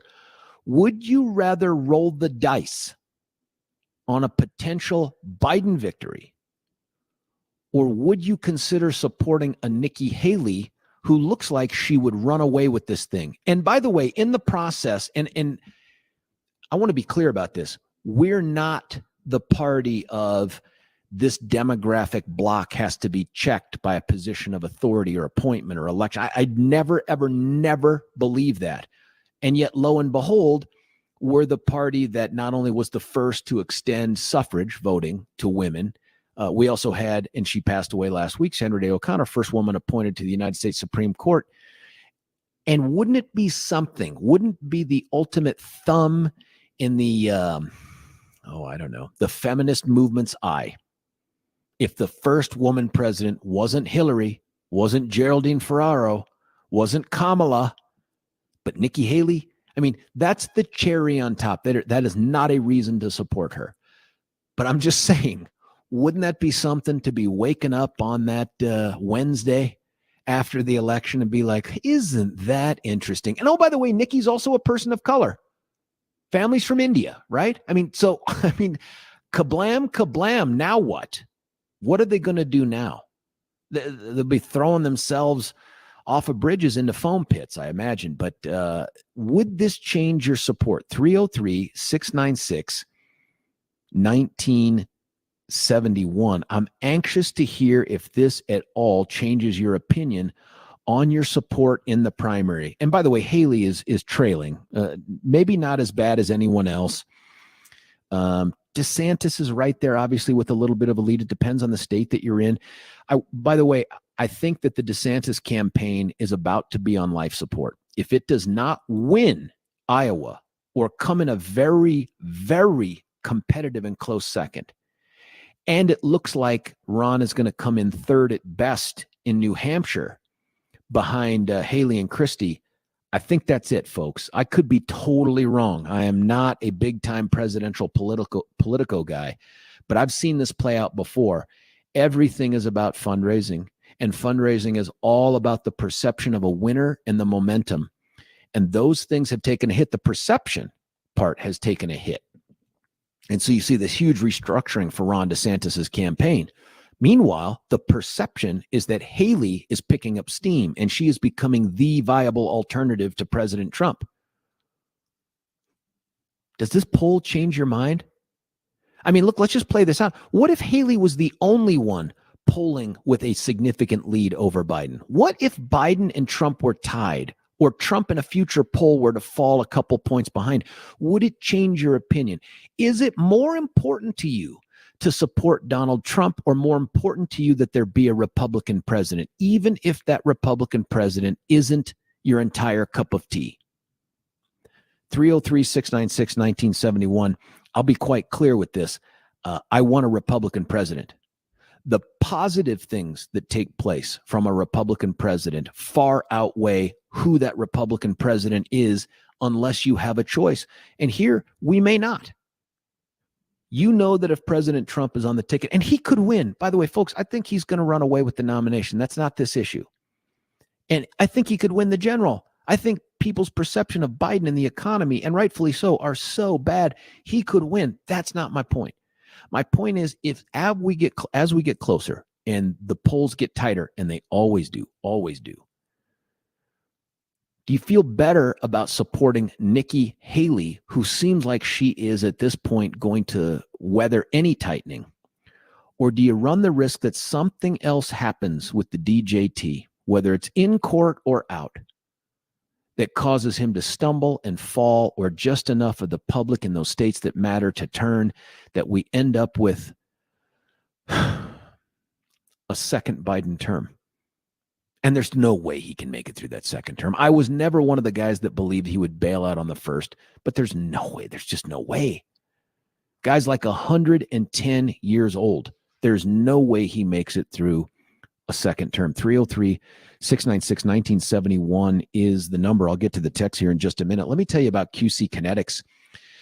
Those are the good folks out there who have figured out a way to use regenerative medicine. That is that cutting edge technology that helps you to fix you, right? Like, so if you have pains in your joints, your knees, your hips, your shoulders, your neck, pick a joint.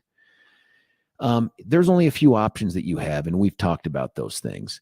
What I think you ought to consider here is an alternative. It doesn't mean that you're committed to them. It doesn't mean you have to do it if you pick up the phone, but why wouldn't you at least arm yourself with the information to make a better decision? And in this case, that better decision is to use regenerative medicine, not a knife, not a pill, not a suck it up and move on because you're part of the greatest generation. None of that stuff. Start 2024 pain-free. Give our good friends a call at 303-900-8986, 303-900-8986. Get rid of those achy joints. Get rid of that chronic joint pain. You can also check them out at qckinetics.com. That's qckinetics.com. Let's go to Adam from Denver. Adam, you're on 710. What do you think? Well, again, I'm a leftist, so I don't think much. Stipulated. But I appreciate you taking my call today. Always.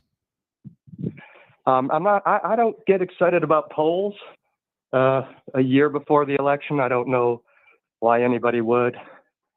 Donald Trump is going to be your nominee. And it's going to be a very close and disturbing and sad election. And why do you say sad and disturbing? Because do you think he's going to win? No, because I think they're both corporate whores. And the working people of this country will lose no matter what. I think the pronunciation is hooer. No, I'm kidding.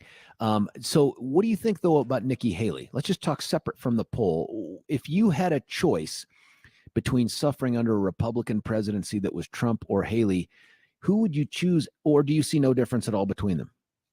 Oh, no, that's an easy choice. Nikki Haley is just an oligarch. She's just going to work for Google and Raytheon. I think she'll respect the democratic norms we've established, and she probably won't overthrow our democracy. Whereas the orange, hold on, Adam. The orange idiot's a real threat. Hold on. I love that you qualified it with probably won't overthrow our democracy. The Republican Party has gone so extreme. She'll have to serve that extreme base. And what are they calling for, right? I don't know that she has to serve the extreme base because she hasn't so far, right? Like when she's on the stage, she's not singing the same song. I'll give you an example, man. The pro-life position. You have to concede this. She's the only person up there that has the guts to say, listen, I'm pro-life, but let's be honest, man, that ship has sailed. We need to have a conversation where we can come to an agreement or an understanding about what pro-life and pro-choice means under the law and blah, blah, blah. That's not, appealing to the extreme part of the base. Well, look, she's just trying to be VP. They're all trying to be vice president. Oh my God! I will do you say think that do you think Trump would ever ask her to be VP, Adam? Really? if it'll help him win, he'll do anything. He has no principles and no morals, and you know that.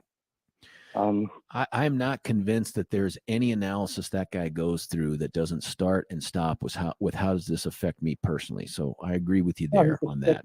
Sometimes, by the way, it coincides with certain morals and principles, but I don't think those are touchdowns for him. Well, he has a political intelligence. Sitting out the debates is really smart because he doesn't have to go play to the far right base and alienate the center. He knows that those far right positions are wildly unpopular, and he knows if he's in those debates, he'll have to articulate them. So it's actually pretty smart to sit it out. I have to give that idiot credit. So for you, this poll means nothing. You think a 17-point lead for any candidate isn't important. You think Trump's going to run away with this, though, because of polling, right? Because the polls show he has a 60-point lead. He's got, or at least 60% of support in the primary. So that poll, you believe? He is the Republican Party. There's no daylight. It's his party. The Republican Party is a cult, and it's sliding towards fascism. And it's sad to watch.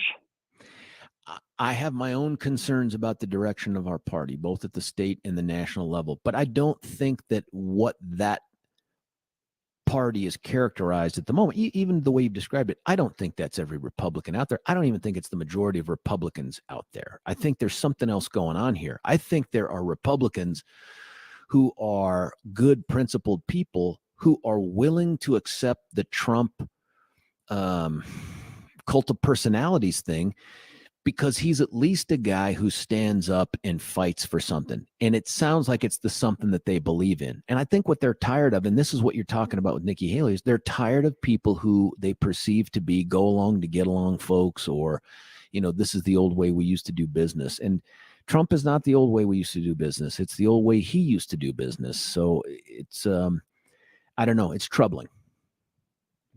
Well, from my perspective, it just looks like Republicans have gone full sadist, and that their politics revolve hurting other people. They want to hurt other people. They want to hurt gays. They want to hurt people of color. They want to hurt the left. And Trump is going to go do that for them.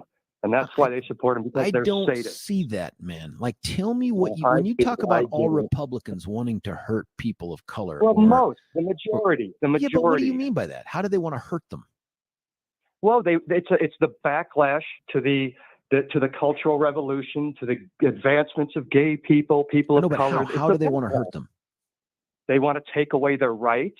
They want to take away their political. Which ones?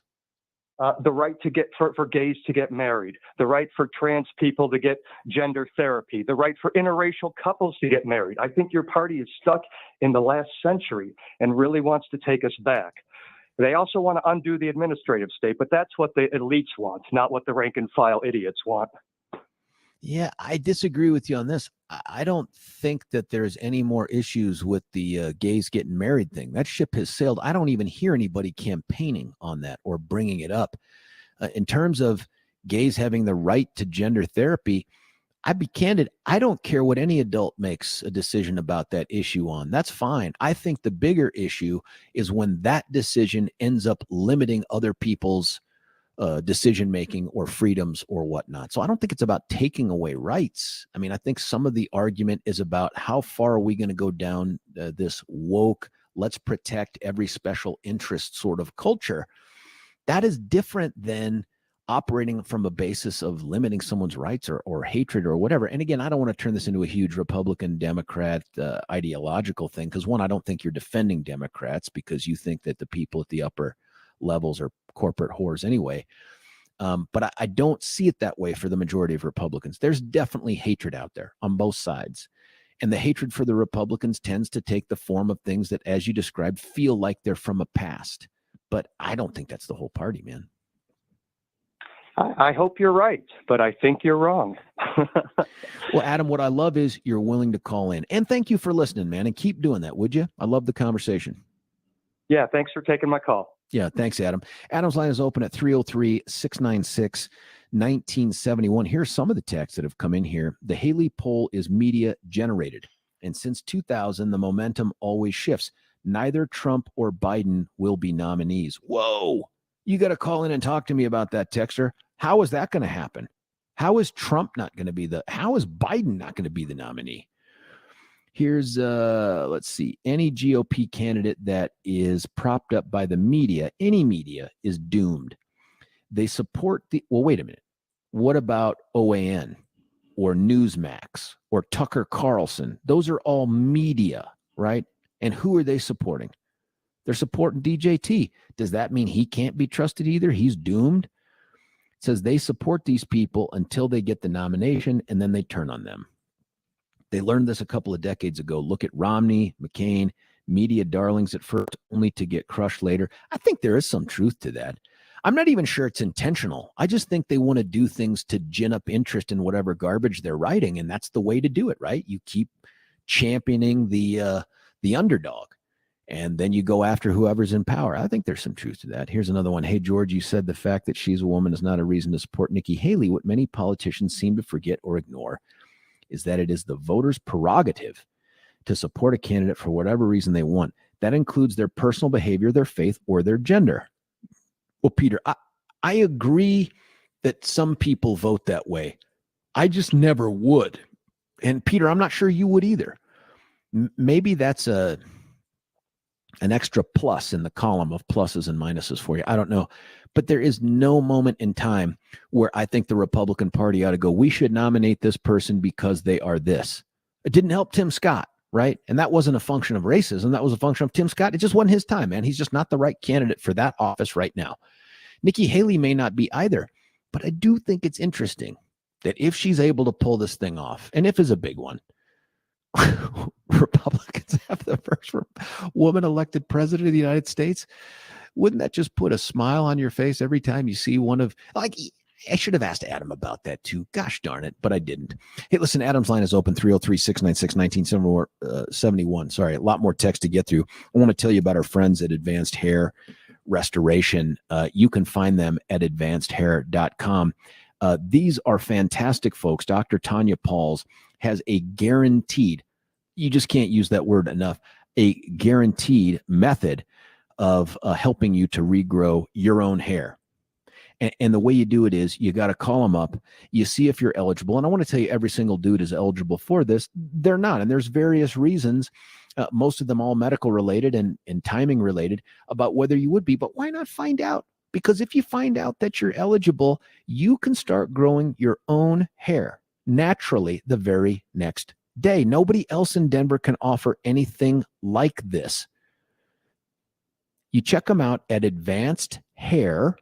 That's HAIR, advancedhair.com, or you can call them at 720-459-HAIR, 720-459-HAIR. If you call and you're eligible, guess what? $250 off. And the first 250 hair grafts for free. Get started on reclaiming that youthful look and that confident feel that you have today. Check them out at 720-459-HAIR or advancedhair.com.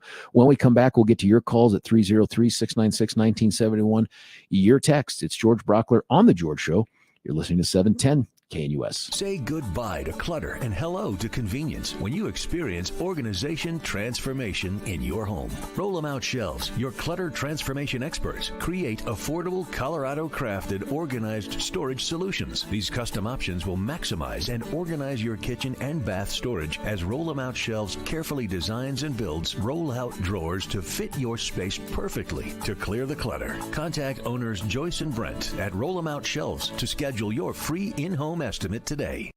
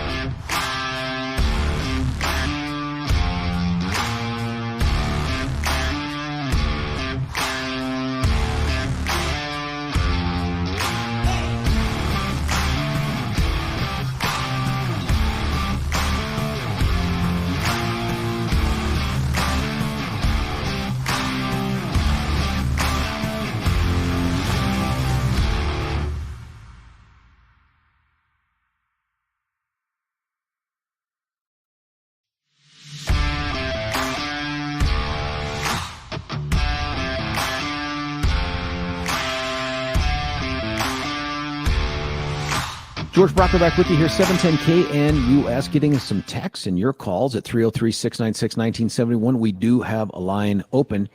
Hi, George. I'm sure Adam wants to turn the USA to be just like any other European country, sacrifice our future generation, and let geniuses like him control and destroy our country. That's Namir. I don't hear that in Adam's voice. I do hear a definite ideological bent that's different than ours. But did you hear the part, though, that's consistent with even stuff Vivek Ramaswamy talks about? And that is the corporate whoredom. There's got to be a better word for that, shill or something. He talks about that for both of them. That's more Bernie Sanders-ish. And so, yeah, the tendency there is to try to think of government as the problem solver for everybody's woes, and in the process kind of ignoring the fact that freedom gets thrown under the bus. But I don't see that whole thing about sacrificing future generations. I think Adam thinks what we're doing with regard to the transgender and all the other stuff is progress, lowercase p progress, but progress. Like, this is where society should be going. But I agree with you that it's a direction I'm not anxious to see the government take any more than it has already. Here's another. I like that the libs call the show. They are annoying, but it's good to hear their side. Information is power. George is great at honoring their opinions and not getting worked up. Have a great day, guys. Oh, well, that's a very nice compliment. Let's get to Jeff from Denver. Jeff, you're on 710 KNUS. What do you think?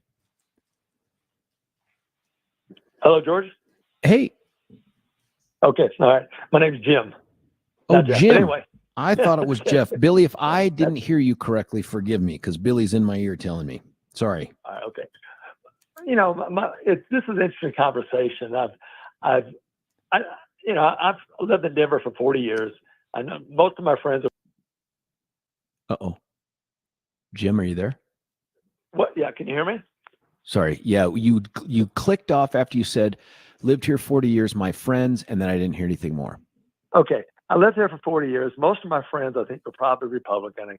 I got a few Democrats, but, you know, I don't know anybody. I know one friend who's a Trumper right now. And I hear these polls that Trump's leading the polls.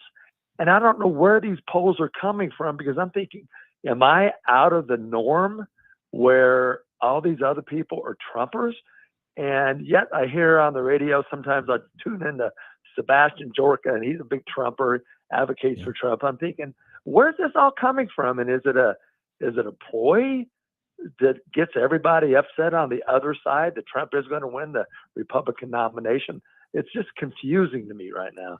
There might be some of that. I'm not going to vote for Trump. But Jim, in your close circle of friends or the people you talk to politics about, are they just like you? They don't agree that Trump is going to win, or that they would support him if he were the nominee, or is it different? And would you, Jim, support him if he were the nominee? If he was the nominee, no, I won't, because I just feel that he lacks integrity. So what would you do with your vote for president? What would you do? I'd probably vote, if it's between Trump and Biden, God, I hope it doesn't. I hope that doesn't happen. I hope it doesn't happen, but I'd probably flip a coin, because I think Trump could be a disaster. I'm just saying, George, but I hope that doesn't happen. My point of the call is this, though. Yeah. Is where are these polls coming from? Everywhere. I think they're inaccurate. If you go look at Real Clear Politics, and one of the great things that Real Clear Politics does is aggregates. So it takes all of these legitimate polls that are out there and tries to put them together in one kind of easy to digest way. And it sort of samples them and gives you this overall average.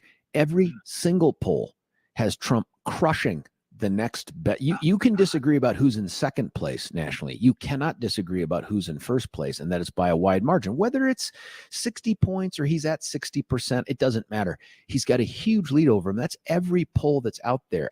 Could they all be wrong? Yeah. Are they likely to all be wrong? I don't think so. I don't understand it. What do you think about this?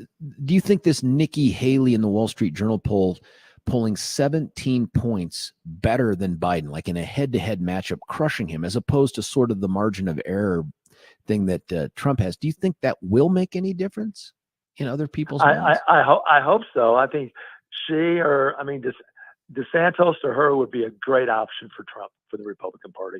The best thing I think can happen to the Republican Party right now is Trump would pull out. But that won't happen. I know that. No, it's never going to happen. I know that. But we need to No, clear the slate and get everybody on the same page in our party. I just feel like there's nothing in Donald Trump's past that would indicate that he would ever leave something that he didn't see as a bigger benefit to him. Do you know what I mean? Like if there was, hey, if he withdrew and he became a trillionaire, maybe he'd withdraw. But if it's just, why would I leave becoming the most powerful man on the planet Earth again if I can win this thing? And so nothing that you throw at this guy makes any difference. You charge him with crimes, political or otherwise, doesn't matter. He's just going to keep moving forward. But George, you see it as I do. It's all about him. I do think it's all about I hate him. to say it, but I get it. And it's unfortunate. I do too. And that's not who we need as a president. We need somebody with perspective. Listen, without completely shifting gears, some time ago, and we've done this a couple of times, I've asked the question, tell me a time that you think that President Trump has made a decision that was selfless, that didn't start with an analysis. And the only, I swear to you, the only answer people came up with, and it was a couple of them, was, well, he made the sacrifice to run for president. And I'm like, sacrifice? This thing's been a huge boon to him, right? Like if it's a sacrifice to become the most powerful person on the planet Earth, I guess we're going to have to redefine sacrifice because that doesn't fit. But that doesn't change the fact that he is running away with the nomination according to the polls, which I do believe. I don't know if the margin's right, but I do believe he's wrong. And I say that because I still stay engaged with Republicans, good, smart, principled people who are all like, absolutely, I'm supporting Trump. Absolutely, I am. Like, we're going to stick it to Biden. We're going to stick it to the man. We're going to stick it to the DOJ is corrupt and the FBI. I mean, I hear this all the time from people I truly respect. Wow. Yeah. And there's no other side that will bend them. No other conversation. Not so far. I mean, I think you hit the nail on the head when you said, unless he withdraws, that's it. And I don't think he'll withdraw, or God forbid something else happened that kept him from being a candidate, like Biden, like a health issue or something. And I don't wish that on anybody, but short of something like that happening, this dude never voluntarily leaves this race. Why would he? Well, the problem is this. He lost the last race. Even if it was close, he still lost. Well, so he's a loser. So there's a little debate on that with some folks. I understand that. But still, you want another close vote. And then it's not going to, it's just going to be a close vote. Biden may win again. And then what do you got? Yeah. You got another year of Biden. So that's what that's the whole point of the topic, was to worry about, well, now what? Right? Like, you have one candidate who, at least according to this poll, and I haven't seen others out there on it, would crush Biden in a head-to-head matchup. And then you have a candidate who wouldn't, who looks like it would be a nail biter. But I think that the folks that are invested in DJT say, if he could win, he is so much more preferable to my way of thinking than Nikki Haley. They just don't see it yet as they would need to see. And even then, they wouldn't believe it, Jim. They wouldn't believe the polls. If the polls had Trump down, losing to Biden by 5 or 10 points, they wouldn't believe it. They'd say, oh, the polls had him down to Hillary before, and he pulled that out. There's just no information that can change anyone's mind. And by the way, I think that means, Jim, we're not going to see any debates between Biden and Trump.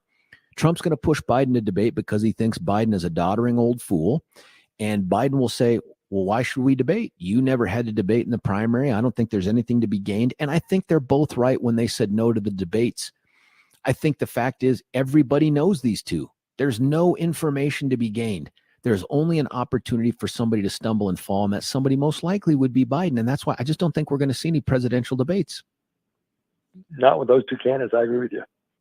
Jim, thanks for the phone call, man. I really appreciate the conversation. Thanks, sir. 303-696-1971 is our number. More texts coming in. I'll get to those in just a second. I want to tell you about, and I mentioned this a while ago to you.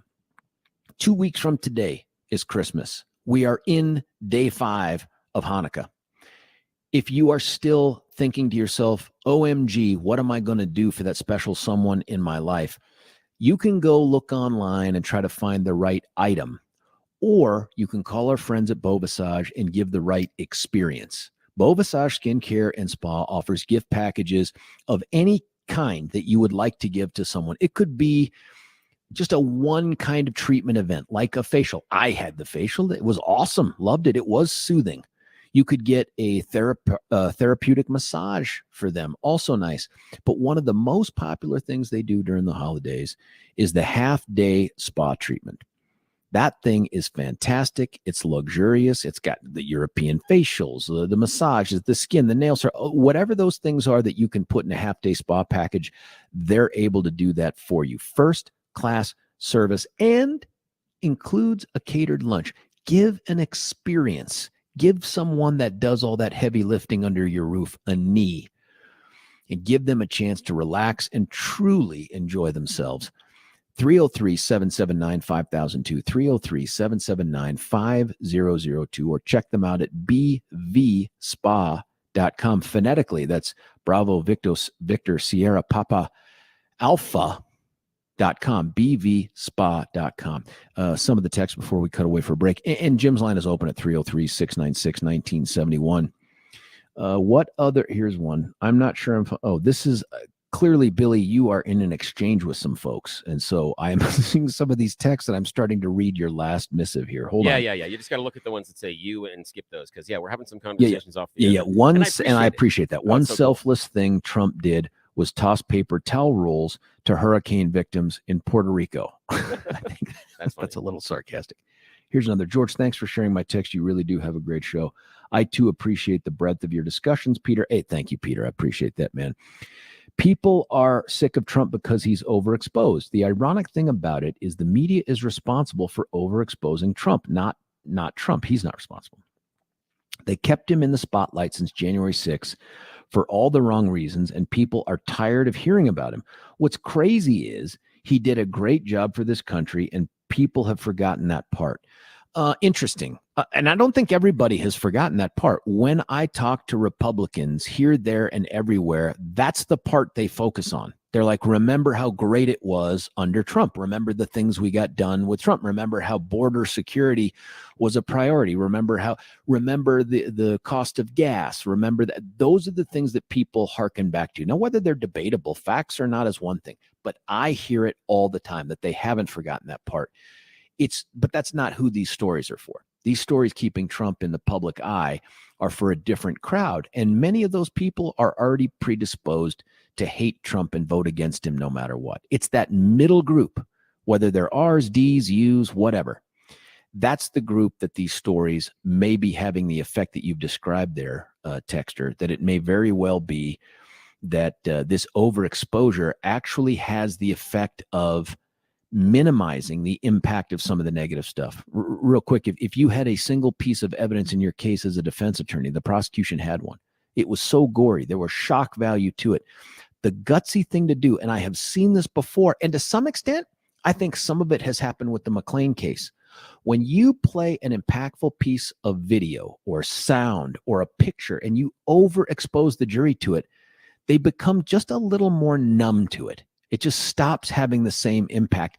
And I think that could be what you're describing here. And I agree with you. There is a tendency to do that. Listen, let's cut away for a break. When we come back, we'll get to the rest of the calls. Your text, 303-696-1971.